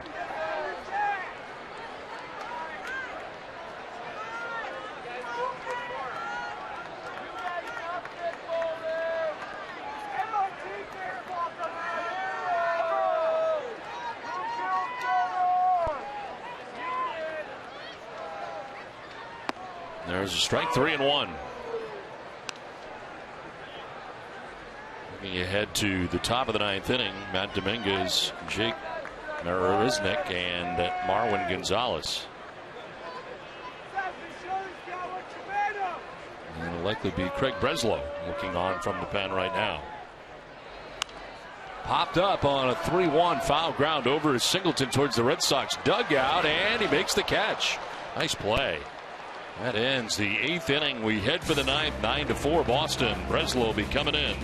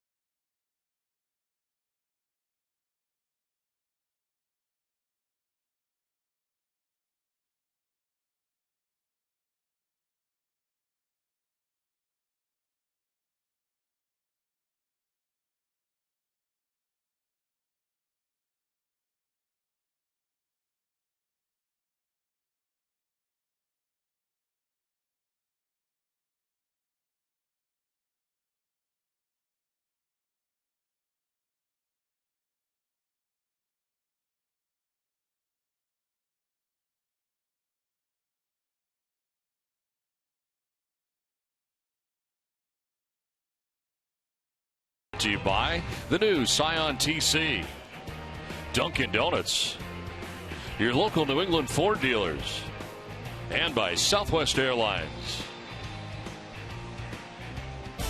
Now tonight's game summary is brought to you by Xfinity. The starters Feldman and Webster. Webster right now on the winning side of things, going 6 innings, giving up 4 runs. On the other side, Feldman on the hook, 5 1/3, giving up 7 runs. The big inning for the Red Sox, bottom of the 6th inning, when they scored 7 times. Biggest offensive output in 1 inning for the Red Sox in 2014. Defensive changes for the Red Sox as Corey Brown in right field for the Red Sox. Comes in as Nava moves from right field to left field. Cespedes comes out of the game for Boston, and Craig Breslow becomes the 4th Red Sox pitcher of the night. 45th appearance, 2-3 with a 4.85 earned run average. 25 strikeouts to 24 walks. Matt Dominguez leading it off here for the Astros in the top of the 9th inning. Dominguez with a home run back in the 4th inning. That 2-run shot at the time put Houston on top 4-0. The Red Sox have scored 9 unanswered runs since.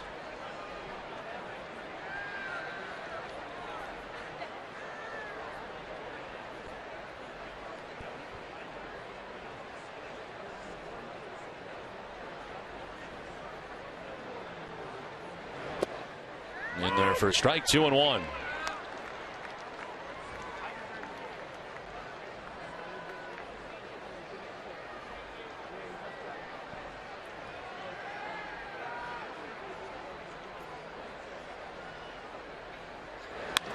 On the ground and through into left field, a base hit for Matt Dominguez to begin the 9th inning. His second hit of the game. A home run for Dominguez back in the 4th inning. To drive in 2 runs. By the way, those 2 runs gave him his 49th and 50th RBI of the season.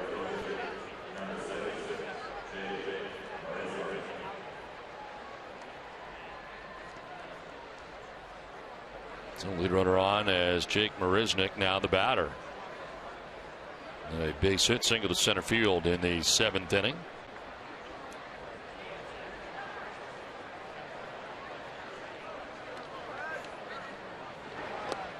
In the dirt for ball 1. Breslow last worked on Saturday in Los Angeles, going an inning and a third. Came on in the 10th inning to face Josh Hamilton with 2 outs and runners at second and third, and he stranded both. Turned out to be a 19-inning affair, which is high for ball 2, 2-0.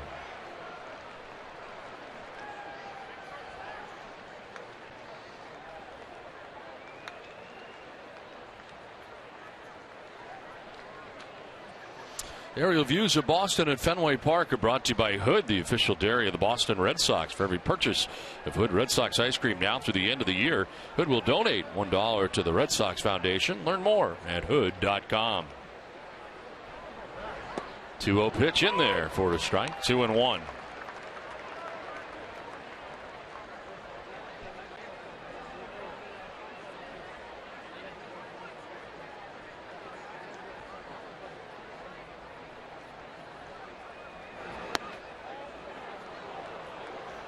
Framed there by Vasquez, called the ball.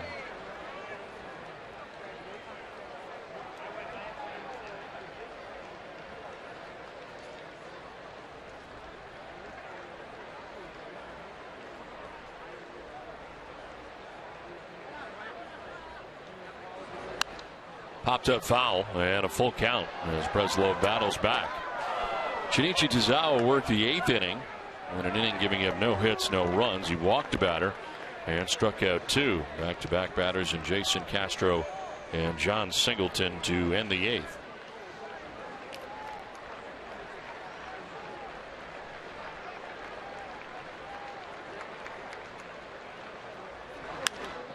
Driven towards right center field, and on the way over is Brown to get there. Back to first goes Dominguez. Good running catch out there by Brown for the first out of the 9th. Brown, who has not much playing time at all since joining the Red Sox, gets a good opportunity here. Gets an excellent break on the ball as he heads into the gap and closes the glove up to make the catch before it hits into the triangle. 1 on, 1 out, and Marwin Gonzalez the batter. 2 doubles from his number 9 spot in the order, a double in the 3rd and a double in the 7th inning. He's also fouled out to Mike Napoli at first base.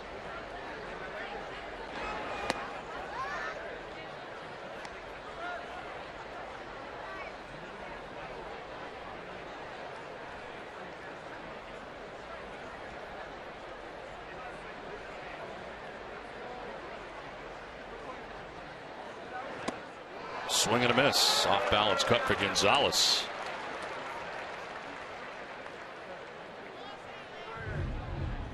Changeup that stayed up in the zone, but still no contact there from Gonzalez. A little dangerous up in that area with the changeup.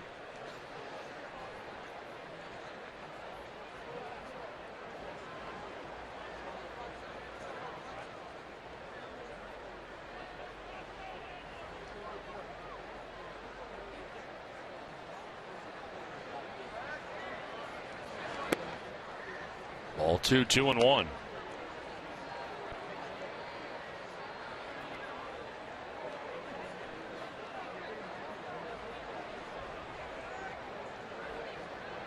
Joe Kelly, Alan Craig, David Ross.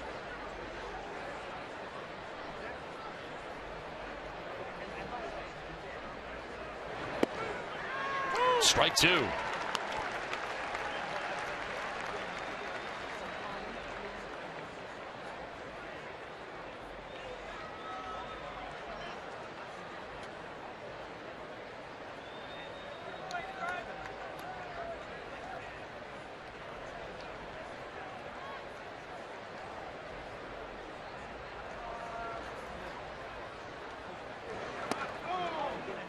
Down and in for ball 3. Full count now.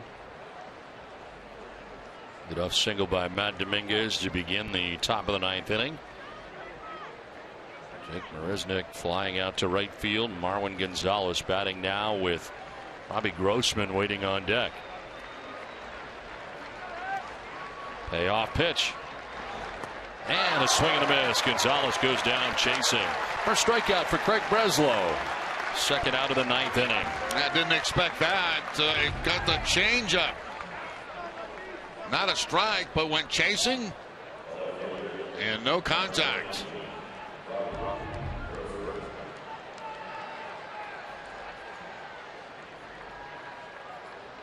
So 2 down, Dominguez at first base, and Robbie Grossman 1 for 4 in the game. Single and an RBI. Back in the 3rd inning. That was off the starter Alan Webster. In line to get his 3rd win. He'd become 3-1. As pitch misses inside.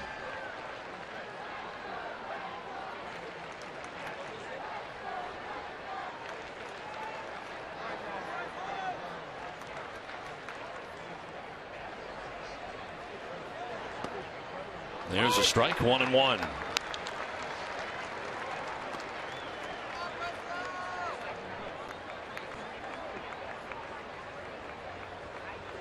Nine runs, 14 hits, an error for Boston. 4 runs, 8 hits, no errors for the Astros. Swing and a miss, 1-2, and the Astros down to their last strike. Another good changeup that time from Breslow. That one down.